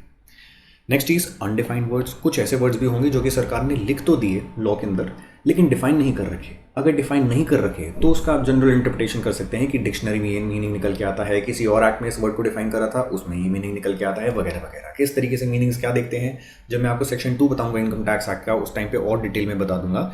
लेकिन इनके रिस्पेक्ट में थोड़ी आपको लिबर्टी मिल जाती है कि आप थोड़ी इंटरप्रिटेशन देख सकते हैं, कैसे कोई भी डिक्शनरी को खोल के, मल्टीपल अदर चीज़ें खोल के, जैसे कि जनरल क्लॉजेस एक्ट, उसको भी खोला जाता है, बताऊंगा आपको जब टाइम आएगा। लेकिन डेफिनेशन क्लॉजेस, जिस भी वर्ड के रिस्पेक्ट में डिफाइन हमने कर रखा है, कोई भी मीनिंग को आपको उसी तरीके से इंटरप्रेट करना होगा, आप डेविएट नहीं कर सकते। बात करते हैं एक्सटर्नल एड्स की, मतलब internal aids within the law, क्या क्या चीज़ें मुझे हेल्प करती हैं इंटरप्रिटेशन करने में, उनकी तो बात हमने कर ली। बात करते हैं एक्सटर्नल एड्स की, यानी कि externally outside of the law क्या कोई चीज़ें एग्जिस्ट करती हैं जो कि मुझे एक्ट की या फिर रूल की या फिर किसी भी चीज़ की जो भी कंपोनेंट बन जाता है इनकम टैक्स लॉ का, उसकी इंटरप्रिटेशन करने में हेल्प कर सकती हैं? बिल्कुल एग्जिस्ट करती है। कौन सी चीज़ें होती हैं उनको देखते हैं। सबसे पहली चीज़ निकल के आती है लेजिस्लेटिव हिस्ट्री। मतलब किसी भी सेक्शन को आपको इंटरप्रेट करना है, किसी भी लॉ को इंटरप्रेट करना है, तो आप ये देखिए कि लेजिस्लेटिव हिस्ट्री इस पर्टिकुलर लॉ की क्या रही थी। फॉर एग्जांपल, कंपनीज एक्ट 2013 में आया है, इससे पहले कब आया था? कंपनीज एक्ट आपका 1956 में आया था। तो कंपनीज एक्ट 2013 में हो सकता है किसी सेक्शन के रिस्पेक्ट में बहुत ज़्यादा क्लैरिफिकेशन नहीं रही हो, बहुत ज़्यादा केस लॉस आज के टाइम पे नहीं हो, लेकिन कंपनीज एक्ट जो 1956 में आया था उसमें मल्टीपल सेक्शंस थे। हर सेक्शन के रिस्पेक्ट में मल्टीपल केस लॉज भी मार्केट में एग्जिस्ट करते हैं, क्योंकि जुडिशियल प्रोनाउंसमेंट्स आई होंगी और उसकी लेजिस्लेटिव हिस्ट्री बहुत ज़्यादा वाइड होगी। हो सकता है कंपनीज एक्ट 2013 में कोई सेक्शन एग्जिस्ट करता है जो कि सिमिलर सी चीज़ बोलता है जो कि कंपनीज एक्ट 1956 भी बोलता था। अगर आपको इसको इंटरप्रेट करना है, इस सेक्शन को, तो आप इसकी लेजिस्लेटिव हिस्ट्री देख सकते हैं कि लेजिस्लेशन मतलब लॉ, ये जो हमारा पार्ट होता है इंडिया का, तो इसकी हिस्ट्री अगर हम देखने लग जाएं तो हिस्ट्री में इस सेक्शन को कैसे इंटरप्रेट करा गया था, कोर्ट्स ने कैसे इंटरप्रेट करा था, डिपार्टमेंट ने कैसे इंटरप्रेट करा था, असेसीज ने कैसे इंटरप्रेट करा था। वो जो लेजिस्लेटिव हिस्ट्री है वो नए लॉज के रिस्पेक्ट में, जिनके रिस्पेक्ट में बहुत ज़्यादा रेफरेंस मटीरियल अवेलेबल नहीं होता, उनको इंटरप्रेट करने में आपकी काफ़ी ज़्यादा हेल्प कर सकती है। तो आप लेजिस्लेटिव हिस्ट्री को देख सकते हैं। ये विद इन द लॉ आपको नहीं मिलने वाली, अलग से आपको रिसर्च करनी पड़ेगी, लेकिन हेल्प कर सकती है इंटरप्रिटेशन में। देन आप सर्कुलर्स भी देख सकते हैं। मल्टीपल टाइप के सर्कुलर्स सरकार की निकालते रहती है क्लैरिफिकेशन करने के लिए, उनको भी अगर आप देखते हैं तो आपको क्लैरिफिकेशन मिलेगी with respect to multiple provisions of multiple type of laws. और वो क्लैरिफिकेशन आपको किस चीज़ में हेल्प कर सकती है? उन पर्टिकुलर लॉज को इंटरप्रेट करने में हेल्प कर सकती है। ये क्लैरिफिकेशंस क्या बाइंडिंग होती है आपके ऊपर कि माननी ही पड़ेंगी? नहीं, लेकिन उन क्लैरिफिकेशंस में अगर आपका स्टैंड कहीं ना कहीं प्रूव हो जाता है, जो भी आप स्टैंड देना चाह रहे थे, किसी भी चीज़ को प्रूव करना चाह रहे थे, तो बिल्कुल फ़ायदा उठाओ उस सर्कुलर का, और उसका फ़ायदा उठा के आप इंटरप्रिटेशन करवा सकते हैं उस तरीके से जो कि सरकार ने ही सर्कुलर निकाला था, और सरकार को मजबूर कर सकते हैं कि आपका ही तो सर्कुलर है, अगर आपने ये सर्कुलर निकाला था क्लैरिफिकेशन करने के लिए और मैं भी यही चीज़ करने के लिए कह रहा हूँ, तो ये डिफरेंस आ ही क्यों रहा है? आपका इनकम टैक्स ऑफिसर अलग चीज़ क्यों बोल रहा है? मेरी इंटरप्रिटेशन को आप उस तरीके से मानिए जो भी आपके सर्कुलर में लिखा था, और इस केस को ख़त्म करिए। आप बिल्कुल ऐसा करवा सकते हैं। नेक्स्ट चीज़, speech of mover of bill. कौन से बिल की बात हो रही है? रेस्टोरेंट बिल की बात हो रही है? नहीं, आपके उस बिल की बात हो रही है जिससे एक्ट बनता है। मैंने आपको प्रोसेस क्या बताया था, सबसे पहले बिल प्रेजेंट करा जाता है। अगर आप सेंट्रल गवर्नमेंट के लेजिस्लेशंस की बात करें तो पार्लियामेंट से पास होते हैं। पार्लियामेंट किससे बनता है? लोकसभा, राज्यसभा और प्रेसिडेंट। प्रोसेस क्या होता है? सबसे पहले बस एक डॉक्यूमेंट प्रेजेंट करा जाता है जो कि लॉ का पार्ट नहीं है। लॉ मतलब वो चीज़ जो कि इंडिया में हर इंसान को माननी पड़ेगी, एनफोर्स हो चुका है, एनैक्ट हो चुका है। एक्ट हमेशा एनैक्टेड होता है, एनैक्टेड में भी निकल के आ रहा है एक्ट वर्ड। तो एक्ट जो होता है वो एनैक्टेड होता है, हर इंसान को मानना होता है। बिल किसी इंसान को नहीं मानना होता। Bill is just a piece of paper जो कि कल को एक्ट में कन्वर्ट हो सकता है। अगर एक्ट में कन्वर्ट हो गया तो एनफोर्सेबल हो जाएगा, सबको मानना पड़ेगा, लेकिन जब तक वो बिल की स्टेज में है वो किसी को मानने की ज़रूरत नहीं है। तो कोई भी एक्ट बनाने के लिए हमें करना क्या पड़ता है? पहले लोकसभा में बिल प्रेजेंट करा जाता है और मूवर ऑफ बिल मतलब वो इंसान जो भी क्या कह रहा है, किसी भी डॉक्यूमेंट को लेके आ रहा है और बोल रहा है मैं इसको एक्ट में कन्वर्ट करना चाहता हूँ, लोकसभा में पास करो, राज्यसभा में पास करो, प्रेसिडेंट का सिग्नेचर दिलवाओ। तो जो भी इंसान मूव करता है, बिल को प्रेजेंट करता है कि मेरे हिसाब से ये लेजिस्लेशन इंडिया में एग्जिस्ट करनी चाहिए, उसको बोला जाता है मूवर ऑफ बिल। और जब भी कोई भी इंसान मूवर ऑफ बिल की कैपेसिटी में आता है, किसी भी बिल को प्रेजेंट करता है कि इसको आप लोकसभा में पास कर दो, राज्यसभा में पास कर दो, डिस्कशन करने के बाद, मेजॉरिटी आने के बाद, एंड फाइनली प्रेसिडेंट का सिग्नेचर ले लेंगे। जैसे ही प्रेसिडेंट का सिग्नेचर आ जाएगा, बिल कन्वर्ट हो जाएगा एक्ट में। तो ये इंसान जब बिल प्रेजेंट करता है, सिर्फ बिल प्रेजेंट करके ये नहीं बोलता कि इसको पास कर दो, उसको एक्सप्लेन भी करना पड़ता है बाकी सारे एमपीज़ को कि ये बिल आप पास करवाना क्यों चाह रहे हैं, इंटेंशन क्या है, क्या रीज़न है इस पर्टिकुलर बिल को पास करवाने का, इस चीज़ को एक्ट में कन्वर्ट करने का। तो वो स्पीच भी देखी जाती है। क्या वो स्पीच एक्ट का पार्ट होगी? नहीं होगी। 1961 में जब इनकम टैक्स एक्ट पास करा गया था, उस टाइम पे जिस भी इंसान ने, जिस भी फाइनेंस मिनिस्टर ने इस एक्ट को पास करने के लिए इनकम टैक्स बिल प्रपोज करा होगा, उस इंसान ने अपनी स्पीच दी होगी with respect to multiple provisions of the income tax act. हो सकता है वो स्पीच भी अगर आप देखने लग जाएं, उसको स्क्रूटनाइज करने लग जाएं, आपको इंटरप्रिटेशन समझ आ जाए मल्टीपल प्रोविजंस की। कैसे? क्योंकि आपको इंटेंशन पता चल जाएगी लॉ मेकर्स की कि उस टाइम पे क्या इंटेंशन रही थी इस पर्टिकुलर एक्ट को लाने की, मल्टीपल सेक्शंस को इंट्रोड्यूस करने की। और स्पीच जो भी उन्होंने उस टाइम पे दी होगी वो एक्ट का पार्ट नहीं होती। इसलिए क्या बोला जा रहा है, ये एक एक्सटर्नल एड है, लेकिन स्टिल आपकी इंटरप्रिटेशन करने में हेल्प कर सकती है। तो कभी भी जो भी बिल, चाहे आप इनकम टैक्स एक्ट 1961 की बात करें या फिर सालाना बेसिस पे, उस टाइम से जितने भी फाइनेंस एक्ट आए हैं जिनसे अमेंडमेंट्स प्रपोज करी गई है, हर अमेंडमेंट प्रपोज करने के टाइम पे कुछ अमेंडमेंट्स के ऊपर स्पीच में बात करी जाती है by the mover of the bill. तो वही स्पीच आप देख सकते हैं। अगर स्पीच में कोई भी रेफरेंस मिल जाता है, आप जो भी इंटरप्रिटेशन करवाना चाहते थे वो स्पीच से प्रूव हो जाती है, तो स्पीच को बिल्कुल यूज़ करिए और आप कोर्ट्स में बोल सकते हैं कि भाई साहब स्पीच देखिए, स्पीच में भी फाइनेंस मिनिस्टर ने वही इंटरप्रिटेशन बताई थी जो कि मैं बता रहा हूँ, बस एक्ट में क्लियरली लिखना भूल गए हैं। तो मेरी चीज़ को माना जाना चाहिए, इनकम टैक्स ऑफिसर की प्ली को नहीं माना जाना चाहिए। नेक्स्ट चीज़ क्या है? Explanatory memorandum. अब ये क्या होता है? जैसे ही कोई भी लॉ पास करा जाता है, कोई भी एक्ट पास करा जाता है, उसके साथ एक और डॉक्यूमेंट सरकार निकालती है जिसको बोला क्या जाता है, एक्सप्लेनेटरी मेमोरेंडम।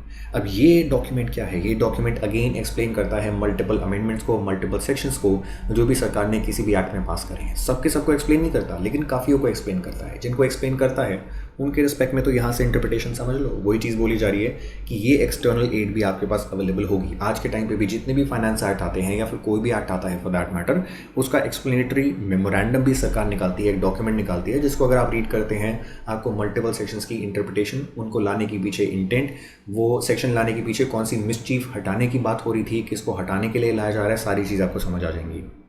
एंड फाइनली मान लो जितनी भी चीज़ें आपने देखी, इंटरनल एड्स, एक्सटर्नल एड्स, कुछ भी काम नहीं करी। अभी भी इंटरप्रिटेशन करने के लिए आपको किसी और चीज़ की ज़रूरत पड़ रही है, किस चीज़ का मीनिंग नहीं समझ आ रहा, सरकार क्या कह रही है, डिक्शनरी मीनिंग पे आप फाइनली जा सकते हैं और डिक्शनरी मीनिंग देख सकते हैं उस चीज़ का जिसकी भी आपको इंटरप्रिटेशन करना चाह रहे हैं, और बाकी सारे टूल्स जो भी आपको प्रोवाइड करे थे उनसे आपको हेल्प नहीं मिल पा रही उस चीज़ को इंटरप्रेट करने में। So this is it. आपको शायद जान के हैरानी होगी कि ये सारी की सारी चीज़ें आपके सिलेबस का पार्ट हैं, लेकिन मोस्टली स्टूडेंट्स पढ़ते ही नहीं सारी चीज़ों को, रूल्स ऑफ इंटरप्रिटेशन पढ़ के नहीं जाते। आपके डायरेक्ट टैक्स यानी कि पेपर नंबर 7, जो भी हमारा पेपर नंबर 7 है सीए फाइनल लेवल पे, उसके सिलेबस का पार्ट है सारी चीज़ें। पूछी कम जाती हैं, लेकिन मेरा तो दिमाग यही चीज़ बोलता है कि बेशक पूछी कम जाती है, आप इंटरप्रिटेशन सीख पाएंगे क्या? अगर ये चीज़ आपको नहीं आती तो नहीं सीख पाएंगे। तो बेशक रट के मत जाइए इन चीज़ों को पेपर में, लेकिन आपको पता तो होनी चाहिए और लॉजिक से समझ जाएंगे तो रटने की ज़रूरत नहीं पड़ेगी। सारी की सारी चीज़ें ईजी हैं। इस पूरे चार्ट में मैं एक ही चीज़ बोल सकता हूँ जो कि आपको रटनी पड़ेगी, वो क्या है? इन तीनों के नाम कि सिनोनिम्स की तरह ये यूज़ करे जा सकते हैं। पेपर में आपको कन्फ्यूजन हो सकती है, हेडन्स रूल का मतलब क्या था, पर्पसिव कंस्ट्रक्शन का मतलब क्या था, मिसचीफ रूल में आपको कभी भी कन्फ्यूजन नहीं होगी, नाम से पता चल रहा है। ऐसे ही बाकी सारे नाम भी जो हैं, नाम से पता चल जाता है इसका मतलब क्या होगा। नोसाइटर और सोसियस में मीनिंग आपको पता है, लेकिन दिक्कत कहाँ पे आ रही है? दिक्कत यहीं पे आ रही है कि ये लैटिन वर्ड्स ये किस चीज़ से एसोसिएटेड थे, जिसका मीनिंग आपने पढ़ लिया था, एग्जांपल्स देख लिए थे, वो पेपर में क्लिक नहीं करता। और एग्जामिनर क्या करता है? इसी हमारी कमजोरी को एक्सप्लॉइट करता है, एक मार्क के क्वेश्चन दे देगा, फालतू में मार्क्स लूज आउट कर जाएंगे in spite of knowing the actual rules of interpretation. तो बेशक ये चीज़ पूछी ना भी जाए, मैं आपको क्या कहता हूँ, पढ़ के ज़रूर जाइएगा, क्योंकि आपकी ये नींव बनेगी किस चीज़ की, किसी भी लॉ को इंटरप्रेट करने की। जितने अच्छे आपके रूल्स ऑफ इंटरप्रिटेशन होंगे, उतनी शानदार कंसल्टेंसी आप एक्चुअली प्रैक्टिकल लाइफ में दे पाएंगे in the capacity of a chartered accountant. तो इन सारी चीज़ों को याद रखिएगा। मिलते हैं नेक्स्ट सेशन में, तब तक के लिए ध्यान रखिए अपना। Take care of yourself, bye bye.